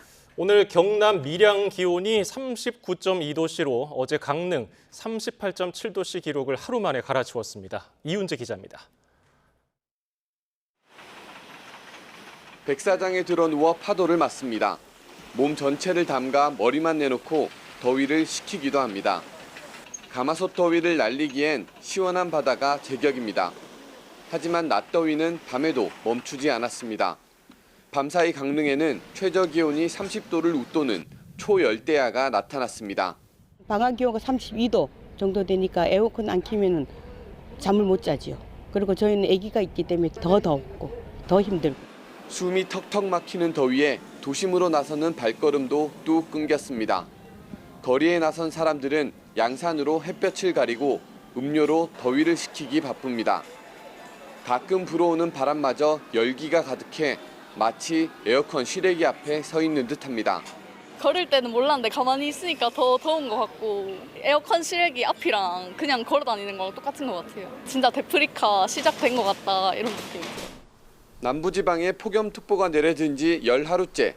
경남 밀양의 낮 최고 기온은 39.2도로 올해 최고 기온을 하루 만에 경신했습니다. 대구와 경북 구미, 경남 양산 기온도 37도를 웃돌았습니다. 비 한 방울 내리지 않고 폭염이 이어지면서 경북 영덕에서는 40대 등산객이 숨지는 등 온열 질환도 잇따랐습니다. 폭염특보가 내려지면 야외 활동을 자제하고 바깥 활동을 피할 수 없다면 물을 충분히 마시고 그늘에서 자주 쉬는 등 건강에 유의해야 합니다. YTN 이윤재입니다. 서울에 올여름 첫 폭염 경보가 내려졌습니다. 내일부터 낮 기온이 36도까지 치솟겠습니다. 동풍이 산맥을 넘어 서쪽을 달구면서 이번 주는 서울 등 수도권부터 고온 위험 지역에 들어갈 전망입니다. 정혜윤 기자입니다. 푹푹 찌는 열기가 가득한 서울 도심. 거리에는 더위를 식히는 분수 터널이 쉴 새 없이 가동되고 시원한 옷차림과 아이스 음료, 부채, 손선풍기는 필수품이 됐습니다. 지친 오후, 잠시 시원한 물에 발을 담가보지만 더위를 식히기엔 역부족입니다. 서울은 올해 첫 폭염 경보가 내려진 가운데 체감 온도가 35도 안팎까지 치솟았습니다. 하늘이 흐려 햇살이 강하진 않았지만 습도가 높아 체감 온도는 실제 기온보다 2, 3도 더 높았습니다. 경기 전 지역에도 폭염 경보가 넓혀진 가운데 체감 온도는 38도에 육박했습니다. 폭염 경보는 이틀 이상 체감 온도가 35도 이상 지속될 것으로 예상될 때 발령됩니다. 서울의 경우 올해 첫 폭염 경보는 6월 30일 폭염주의보가 발령된 지 일주일 만에 경보로 격상됐고 이는 지난해보다 약 18일 빠른 시점입니다. 서울 등 서쪽 지방으로 특보가 강화한 건 바람 방향이 바뀌고 고온 지역이 백두대간을 중심으로 동에서 서로 달라질 것으로 예상됐기 때문입니다. 그동안 남서쪽에서 고온다 습한 공기가 유입되며 태백산맥 동쪽 지방을 중심으로 39도 안팎의 고온 현상이 나타났다면 앞으로는 동풍이 태백산맥을 넘으며 고온 건조해져 서울 등 서쪽 지방으로 뜨거운 날씨가 찾아오겠습니다. 고온으로 인한 위험 지역이 동쪽에서 서쪽으로 바뀌는 겁니다. 기상청은 서울 낮 기온이 앞으로 이틀 정도 36도까지 치솟고 경기 일부 지역은 사람 체온보다 높은 37도 이상 오르는 곳이 있겠다면서 주 후반까지 주의가 필요하다고 당부했습니다. 8일 화요일 동풍이 유입되면서 지역력과에 의해 태백산맥 서쪽 지역을 중심으로 기온이 35도 이상으로 오르는 곳이 많겠으니 지속되는 폭염에 대비하시기 바랍니다. 올해 온열 질환자는 지난해보다 300명 이상 많은 800명으로 웃돌고 있습니다. 이번 주 수도권 등 인구 밀집 지역에서 뜨거운 날씨가 예고되면서 밤낮 없는 더위 대비에 비상이 걸렸습니다. YTN 정혜윤입니다. 네, 조금 들어온 속보 전해드리겠습니다. 오늘 오후에 구속영장 신문이 있었던 노상원 전 정보사령관이 1심의 구속기한 만료를 이틀 앞두고 다시 구속됐습니다. 서울중앙지방법원은 노상원 전 사령관에 대한 구속영장을 조금 전에 발부했습니다. 예, 증거인멸과 도주 우려가 있다는 게 발부 사유인데요. 특검은 지난달에 노상원 전 사령관을 추가 기소하면서 영장 발부 요청을 했습니다. 부정선거수사단을 구성할 목적으로 민간인 신분으로 정보사 군사 정보를 제공받은 혐의인데요. 자, 이로써 노 전 사령관 오는 9일 1심 구속기한 만료였는데 재구속이 됐습니다. 자, 노 전 사령관이 다시 구속되면서 특검의 외환죄 수사에도 주목되는데요. 법원이 노상원 전 정보사령관에 대해서 추가 구속영장을 발부했다는 속보, 이어지는 뉴스에서 자세히 전해드리겠습니다. 어제 저녁 6시 10분쯤 전북 진안군 구봉산에서 등산하던 50대 남성 A씨가 숨졌습니다. 등산로 인근에서 쓰러진 채 발견된 A씨의 체온은 40.5도였다고 소방당국은 전했습니다. 병원 측은 A씨의 사인을 열사병으로 인한 심정지로 추정했습니다. 이 남성은 올여름 들어 전북 지역 첫 온열 질환 사망 사례로 기록됐습니다. 전국에서 이른 폭염이 기승을 부리는 가운데 최대 전력 수요가 한여름 수준까지 크게 올랐습니다. 전력거래소 전력통계정보 시스템을 보면 오늘 오후 3시 50분 기준 국내 전력시장 최대 전력은 90.2기가와트를 기록했습니다. 최대 전력이 여름철 최대치 수준인 90기가와트 이상 오른 것은 올여름 들어서 처음으로 지난해보다 2주가량 빠릅니다. 윤석열 전 대통령의 재구속 여부를 가를 법원의 영장 심사 일정이 이틀 뒤인 수요일로 결정됐습니다. 석방 120일 만에 다시 구속 갈림길에 선 윤 전 대통령은 법원에 직접 출석해서 의견을 밝힐 예정입니다. 안동준 기자입니다. 오는 9일 오후 2시 15분 윤석열 전 대통령이 계엄 사태 이후 두 번째 구속영장 심사를 받습니다. 지난 3월 법원의 구속 취소 결정으로 풀려난 지 넉 달 만입니다. 현직 대통령으로는 처음으로 구속영장이 청구됐던 지난 1월 윤 전 대통령은 영장심사에서 40분 넘게 발언했는데 이번에도 윤 전 대통령 측은 법원에 출석해 직접 소명하겠다는 뜻을 밝혔습니다. 대통령께서는 어쨌든 사실관계나 증거관계, 법리 문제에 대해서 성실하게 설명하고 답변을 하셨습니다.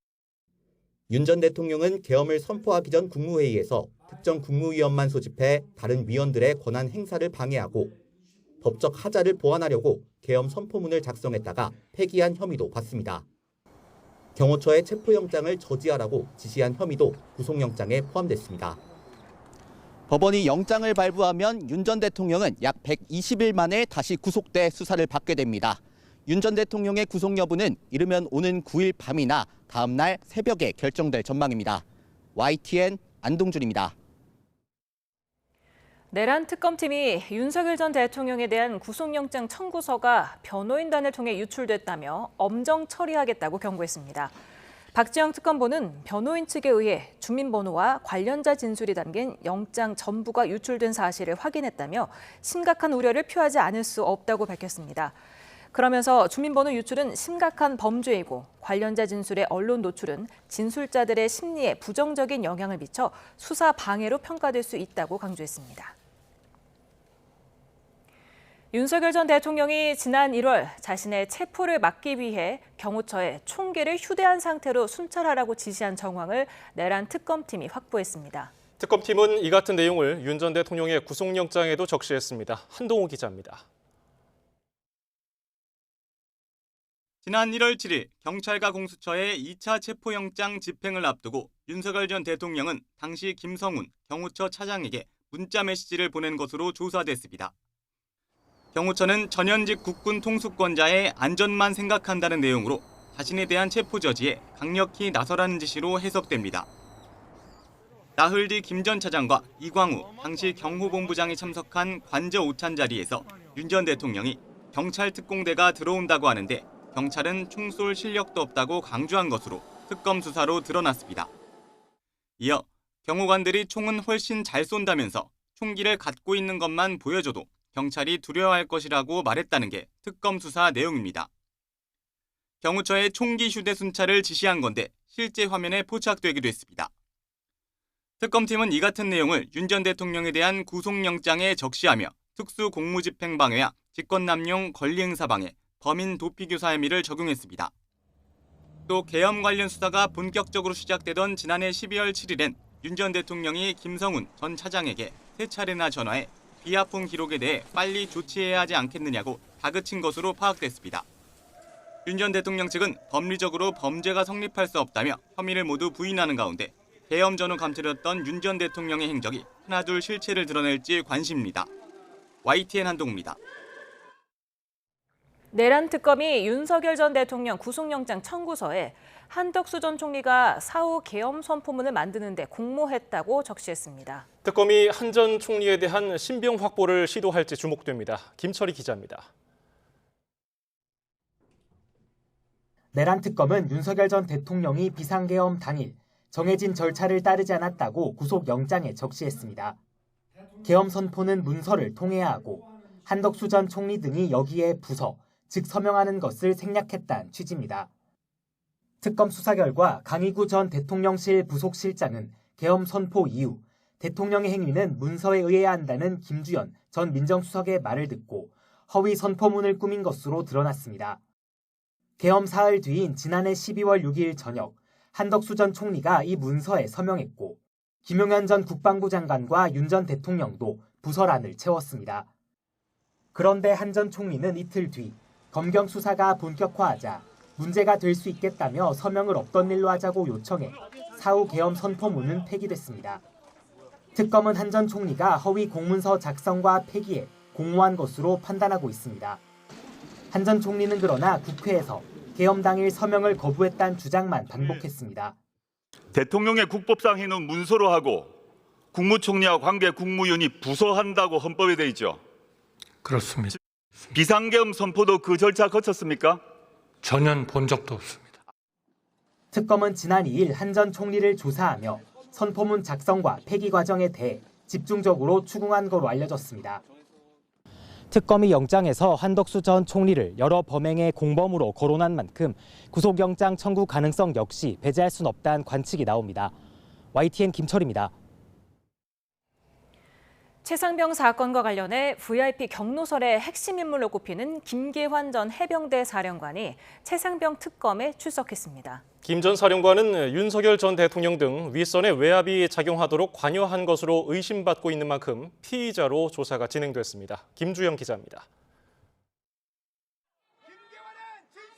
양복을 입은 김계환 전 해병대 사령관이 서울 서초동의 특검 사무실 건물로 들어갑니다. 입장을 묻는 기자들의 질문에는 굳게 입을 다물었습니다. 이종섭 전 장관한테 명시적으로 이첩 보류 지시 받으셨습니까? 얼마 전 전역한 김 전 사령관은 지난 2023년 최상병 순직 사건이 벌어졌을 시기 사령관으로 재직했는데 이른바 VIP 경로서를 전달한 인물로 꼽힙니다. 당시 해병대 수사단에서 임성근 전 해병대 1사단장에게 최상병 사건의 법적 책임을 물으려 하자 윤석열 전 대통령이 격려했다는 의혹입니다. 이에 이종섭 전 국방부 장관이 경찰로 사건을 이첩하지 못하게 막았고 김 전 사령관은 경로 사실을 부하들에게 전달했다는 내용입니다. 이에 대해 이 전 장관은 경로로 느낄 만한 기억도 없고 대통령으로부터 사건 이첩을 보류하라는 지시도 없었다는 입장문을 내기도 했습니다. 하지만 박정훈 전 해병대 수사단장이나 다른 해병대 간부는 김 전 사령관으로부터 경로 사실을 들었다고 진술한 것으로 알려졌습니다. 또 김 전 사령관이 사건 이첩을 전후해 이 전 장관이나 임기훈 전 대통령실 국방비서관과 통화했던 기록도 공개됐습니다. 이에 특검은 김 전 사령관에게 직권남용 권리행사 방해 혐의가 있다고 의심하고 피의자 신분으로 조사를 진행했습니다. 특히 대통령실과 이종섭 전 장관으로부터 어떤 지시를 받았는지를 중점적으로 조사한 것으로 전해졌습니다. 이와 함께 특검은 진술을 거부하고 있는 임성근 전 사단장 사건의 업무상 과실치사 혐의, 구명로비 의혹 등에 대해서도 김 전 사령관을 상대로 조사를 벌였습니다. YTN 김주영입니다. 김건희 특검팀은 삼부토건 경영진들을 잇따라 소환하며 주가 조작 의혹 수사에 속도를 내고 있습니다. 특검팀은 특검법에 함께 명시된 우리기술 주가 조작 의혹도 들여다보고 있습니다. 이준혁 기자입니다. 김건희 특검팀이 삼부토건 정창래 전 대표를 오는 9일 대주주인 이일준 현 회장을 10일에 소환하기로 했습니다. 정 전 대표는 주가 조작이 이뤄진 것으로 지목된 시기 경영을 주도했고 이 회장은 수백억대 부당 이득을 얻은 당사자로 지목된 인물입니다. 주가 조작 소재가 된 우크라이나 재건 포럼을 주최하고 삼부토건과 업무 협약을 맺은 유라시아 경제인협회 관계자도 불러 조사했습니다. 특검은 그 밖에 다른 사건들에 관하여도 압수물 분석, 계좌 추적 등 다양한 방법으로 수사를 진행하고 있다는 사실을 알려드립니다. 주의 소환을 통해 당시 상황 재구성을 마치면 특검 칼끝은 김 여사로 이어지는 연결고리로 꼽히는 이종호 전 블랙펄 인베스트먼트 대표로 향할 것으로 보입니다. 도이치모터스 주가 조작 사건의 컨트롤 타워로 유죄를 확정받은 인물이자 삼부토건 주가 급등 전 단체 대화방에 3부 체크라는 메시지를 남긴 장본인입니다.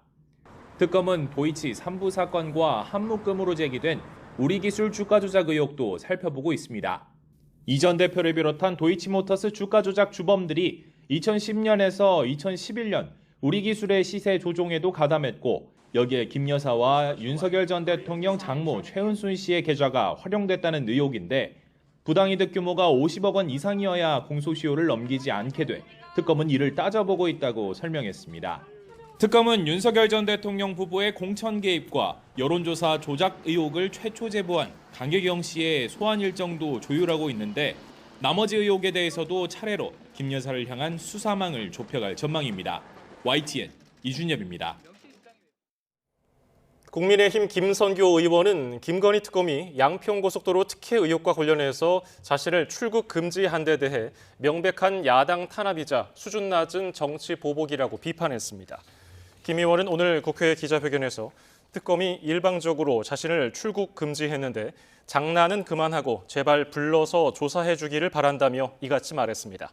이어서 서울 양평고속도로의 기존 노선은 양평군 관내에 해당 도로를 이용할 수 있는 나들목이 없어서 2022년 8월 국회 국토교통위에서 당시 원희룡 국토부 장관에게 신설을 요청했던 게 전부라고 주장했습니다. 국민의힘 안철수 의원이 인적 청산 주장을 지도부가 받아들이지 않았다며 혁신위원장직 사퇴와 당대표 출마를 공식 선언했습니다. 첫 발을 떼기도 전에 혁신위가 사실상 좌초 위기에 놓인 건데요. 지도부는 당혹감을 감추지 못했습니다. 김다연 기자가 보도합니다. 국민의힘 안철수 의원이 혁신위원장에 내정된 지 닷새 만에 자리를 내려놨습니다. 대신 당 대표가 돼서 윤석열 전 대통령 부부와 절연하고 중도 수도권 청년을 포용하기 위한 진짜 혁신을 해내겠다고 강조했습니다. 당에서 혁신위원 명단을 발표한 지 30분도 안 돼 일어난 일입니다. 합의되지 않은 날치기 혁신위원회를 거부합니다. 메스가 아니라 직접 칼을 들겠습니다. 대선 기간 정치적 책임을 지는 자리에 있었던 2명에 대한 인적 쇄신 조치 요구를 지도부가 받아들이지 않았다는 걸 주요 이유로 들었습니다. 당시 핵심 지위에 있었던 권영세 권성동 의원을 에둘러 겨냥한 거란 해석이 나옵니다. 안 의원 측은 또 혁신위원 명단도 뜻대로 되지 않았다는 점을 부각했습니다. 이재영 전 의원 등 30, 40대 수도권 낙선자들이 주축이 된 천목회 회원을 명단에 올렸지만 지도부 반대로 불발됐다는 겁니다. 송원석 비상대책위원장은 안 의원이 가타부타 말도 없이 자리를 내려놓겠다고 한다며 당혹감을 숨기지 못했습니다. 뜸이라도 있었다면 비대위에서 의결을 하지 않았을 텐데 안타깝고 당혹스럽다 하는 말씀을 먼저 드립니다. 일각에선 구주류 세력이 혁신위까지 손을 뻗치려고 했다는 주장도 제기됐지만 당 내에선 책임감 없는 안철수식 철수 정치란 쓴소리가 이어졌습니다. 안철수 의원의 행보를 두고 애초 전당대회를 염두에 둔 포석이었다는 비판도 제기됩니다. 지도부는 후임 혁신위원장 인선 등 수습책을 모색하겠다는 입장이지만 혁신위발 쇄신 동력이 상당 부분 힘을 잃은 게 아니냐는 우려의 목소리도 적지 않습니다. YTN 김다연입니다. 더불어민주당이 전 정부 검찰의 조작 기소 의혹을 규명하겠다며 당내 특별기구를 만드는 등 검찰 때리기에 집중했습니다. 특히 이재명 대통령을 향한 수사를 공작으로 규정하고 위법이 드러날 경우 책임자 처벌까지 촉구한다는 계획입니다. 김다현 기자가 보도합니다. 더불어민주당이 검찰의 조작 기소에 대응하기 위해 당내 특별기구 태스크포스를 출범했습니다. 윤석열 정부 당시 검찰이 민주당을 겨냥해 정치 수사를 일삼았다고 강조하며 이에 대한 진상규명에 나서겠다는 겁니다. 지난 정부에서 기소 자체를 목적으로 하는 수사, 나아가 기소의 사건을 꿰맞추는 조작 형태 등 검찰의 고질적인 병폐는 극에 달했다고 볼 수 있습니다. TF는 특히 쌍방울 대북 송금 의혹 등 검찰이 과거 이재명 대통령을 향해 벌인 수사를 정조준했습니다. 앞서 대북 송금 의혹으로 수사를 받다 해외로 도피한 배상윤 KH그룹 회장은 사건이 이재명 당시 경기도지사와 무관하다는 취지로 인터뷰했는데 민주당은 이를 근거로 검찰의 이재명 죽이기 만행이 드러났다면서 검찰 때리기에 집중했습니다. 이재명 죽이기, 민주진영 말살하기란 결론을 정해놓고 끝없이 준동하는 정치검찰의 만행을 이제는 정말 끝내야 되겠습니다. TF는 대북 송금뿐 아니라 대장동 개발 비리 의혹과 김용 전 민주연구원 부원장의 불법 정치자금 수수 혐의, 최문순 전 강원도지사의 평창 알펜시아 리조트 입찰 방해 혐의 사건 등을 진상규명 대상으로 논의하고 있습니다. 만약 민주당을 겨냥한 검찰 수사의 위법성이 드러나면 책임자 처벌을 촉구하고 피해자 명예회복을 위해서도 노력하겠다는 계획입니다. 민주당은 검찰의 수사권과 기소권 분리를 골자로 하는 검찰 개혁을 위해 별도 TF를 구성하는 등 입법에도 속도를 내고 있습니다. 이재명 정부의 민생 우선 기조에 따라 대통령 재판 중지법으로 불리는 형사소송법 개정안 처리는 일단 속도 조절에 들어간 분위기입니다. 다만 입법 필요성에 공감대가 형성된 만큼 당장 7월 임시국회가 아니더라도 앞으로 쟁점 법안으로 추진될 가능성은 남아 있습니다. YTN 김다현입니다.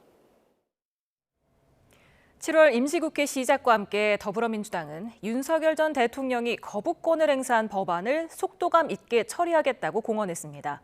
국민의힘은 이재명 대통령의 법안 자판기 노릇이나 할 거냐며 반발했는데요.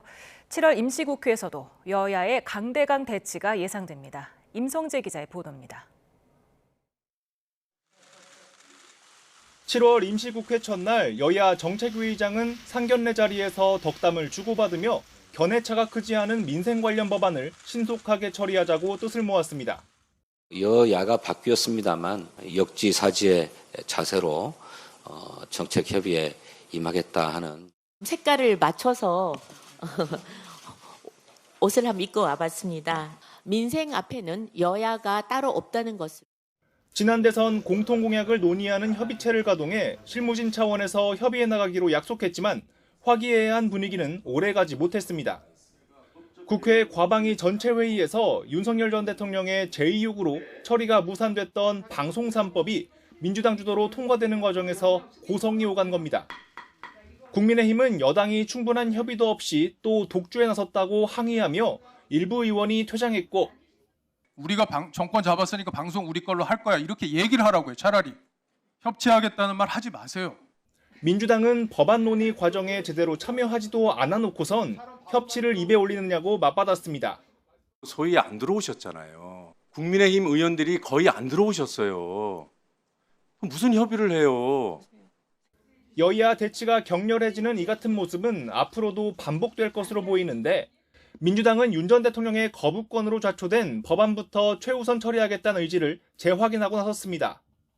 이에 대해 국민의힘은 국회가 이재명 대통령이 버튼을 누르면 아무 법안이나 쏟아져 나오는 개인 자판기냐며 민주당의 입법 독주에 물러서지 않겠다는 뜻을 분명히 밝혔습니다.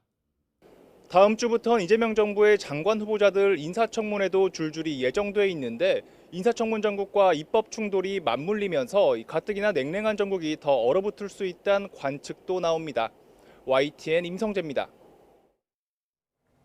이재명 대통령이 한국인 최초 교황청 장관으로 재임 중인 유흥식 추기경과 만났습니다. 이 대통령은 유 추기경에게 레오 14세 교황의 방북을 제안하며 북한과의 관계 개선 의지를 거듭 나타냈습니다. 정인용 기자입니다. 이재명 대통령이 교황청 성직자부 장관인 유흥식 추기경을 만났습니다. 휴가차 한국에 온 유 추기경을 이 대통령이 용산 대통령실로 초청한 겁니다. 방문해서 감사합니다. 고맙습니다. 이 대통령이 취임 뒤 종교계 인사를 공식적으로 만난 건 이번이 처음입니다. 이 대통령은 먼저 우리 천주교회가 대한민국 민주주의 회복에 큰 역할을 해줬다며 비상계엄의 비판 목소리를 냈던 데 대해 고마움을 표했습니다. 이어 유 추기경이 오는 2027년 레오 14세 교황이 서울에서 열리는 천주교 세계 청년대회 때 방한한다고 하자 이 대통령은 방북을 제안했습니다. 그래서 오시는 길에 북한도 한번 들러오시면 어떨까 하는 생각이 들긴 하더라고요. 한반도 평화에 관심도 많으신데. 유 추기경은 직접 북한 김정은 위원장을 언급하며 화답했습니다. 레오 교황님이 한국에 오시면서 우리 이재명 대통령님과 김정은 국방위원장이 함께 해서 사진을 찍는 모습이 나오면 얼마나 좋을까. 유 추기경은 이 대통령에게 레오 14세 교황의 교황청 초청 의사도 전했습니다. 이 대통령은 환영의 뜻을 나타내며 교황청 차원에서 한반도 평화를 위해 힘써달라고 재차 요청했습니다. 저도 교황님 한번 찾아 아련할 기회를 가졌으면 좋겠고요. 남북관계 개선에 우리 교황청이 좀 각별한 기여를 역할을 해주시면 좋겠다는 말씀. 이 대통령은 비공개 접견에서 새 정부로서 북한과 대화의 문을 열기 위해 노력 중이라고 밝혔고 유추기경도 긴밀히 협력해 나가자고 강조했습니다. 이 대통령이 대북 확성기 방송 중지와 전단 살포 금지에 이어 교황의 방북 의사 타진까지 남북관계 개선 의지를 확고하게 드러내고 있다는 평가가 나오고 있습니다. YTN 정윤영입니다. 국제협력개발기구 OECD가 올해 우리 경제 잠재 성장률이 2%에도 못 미친다는 분석을 내놨습니다. 규모가 월등히 큰 미국 경제 잠재 성장률이 2%가 넘는 점을 고려할 때 우리 경제의 성장 엔진이 너무 빨리 식고 있다는 지적입니다. 이재명 정부가 공약한 3% 잠재 성장률 진입을 위해서는 구조개혁으로 생산성과 효율성을 높여야 한다는 목소리가 나옵니다. 오인석 기자입니다. 국제협력개발기구 OECD는 지난달 보고서에서 우리나라의 올해 잠재 성장률을 1.9%로 추정했습니다. OECD의 한국 잠재 성장률 추정치가 2% 아래로 떨어진 건 2001년 이후 처음입니다. 잠재 성장률은 물가 상승을 유발하지 않고 노동과 자본 등을 모두 동원해 달성할 수 있는 최대 성장률로 한나라 경제를 지탱하는 기초 체력 같은 의미로 사용됩니다. OECD는 우리나라의 잠재 성장률을 2022년에서 2024년 3년간 2.2% 수준을 유지하다 올해 갑자기 0.3%포인트나 하향 조정했습니다. 우리나라보다 경제 규모가 15배 가까이 큰 미국의 올해 잠재 성장률은 2.1%로 추정했습니다. 한국은 2021년 미국의 잠재 성장률이 뒤처진 이후 5년간 따라잡지 못하고 있습니다. OECD의 잠재 성장률 하향 조정은 인구 감소와 생산성 하락, 혁신 부족 등 구조적 문제들이 겹친 탓이라는 지적이 나옵니다. 앞서 한국개발연구원 KDI도 올해 잠재 성장률이 1%대 후반에 머물고 2030년엔 1%대 초반까지 떨어질 것으로 예측했습니다. 전문가들은 잠재 성장률 하락을 막기 위해선 경제 구조개혁이 필요하다고 지적합니다. 기술주도 성장을 위해서 기술 인력을 양성하고 저출산 문제를 해결하기 위해서 주택제도를 개선하면은 이재명 정부가 목표로 하는 잠재 성장률을 달성할 가능성이 높습니다. 정부도 잠재 성장률 회복을 핵심 국정 과제로 설정하고 여러 가지 대책을 수립 추진할 것으로 예상됩니다. 이재명 대통령은 이미 대선 과정에서 정책 공약집을 통해 잠재 성장률 3% 진입을 목표로 내세웠습니다. YTN 오인석입니다. 휴가철을 앞두고 정부와 식품 유통업계가 함께 식품 위주의 대규모 할인 행사를 열기로 했습니다. 농림부는 지난 4일 식품 유통기업들과 간담회를 열고 가공식품을 최대 반값에 살 수 있는 할인 행사를 열기로 했습니다. 할인 품목은 라면과 빵, 커피 등 소비자가 자주 찾는 가공식품과 아이스크림, 삼계탕 등 여름철에 소비가 많은 제품이 포함될 예정입니다. 한국은행이 직원 복지 차원에서 1인당 5천만 원까지 자체 주택자금 대출을 내주는 것으로 파악됐습니다.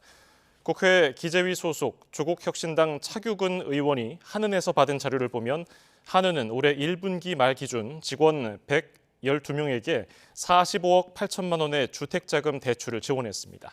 한 사람당 3,800만 원꼴로 대출 금리는 연 3.4% 수준으로 예금은행 금리보다 낮았습니다.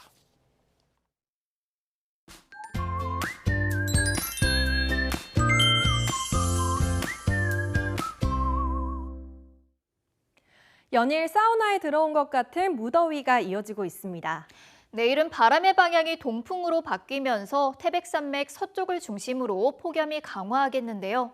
서울 등 서쪽 지방에 폭염경보가 내려진 가운데 체감온도가 35도 안팎까지 오르겠습니다. 우선 내일 서울 기온이 36도까지 오르면서 올여름 들어 가장 덥겠고요. 그 밖의 지역도 대전이 36도, 대구는 34도 예상됩니다. 반면 동풍이 부는 동해안 지역은 강릉이 30도에 그치는 등 오늘보다 4도에서 5도 정도는 내려가겠습니다. 서쪽 지역은 밤더위도 심해지겠습니다. 오늘 밤사이 서울 기온이 27도 안팎을 유지하겠고 체감 온도는 29도 가까이 올라서 초열대야 수준을 보이겠습니다. 기온이 크게 오르는 만큼 대기는 불안정해지겠는데요. 내일 오후부터 밤사이 곳곳에 5에서 40mm의 소나기가 지나겠고 돌풍과 벼락을 동반하기도 하겠습니다. 이러한 서쪽 지역의 고온 현상은 주 후반까지 이어지겠고요. 밤낮 없이 더울 것으로 예상됩니다. 열대야가 계속되면서 잠을 잘 때도 에어컨을 켜두는 경우가 많은데요. 에어컨을 가동하기 전에는 꼭 환기를 하는 게 좋습니다. 네, 가동 중에도 창문을 조금 열어놓거나 습도 조절을 위해 젖은 수건을 널어놓는 게 좋고요. 에어컨 바람은 위를 향하도록 해야 합니다. 또 에어컨은 잠들 무렵에만 1시간 정도 가동하고 필터는 주기적으로 청소해 주는 게 좋다고 하네요. 지금까지 날씨 캔버스의 신미림, 이혜민이었습니다. 오늘 뉴스 플러스는 여기까지입니다. 시청해주신 여러분 고맙습니다.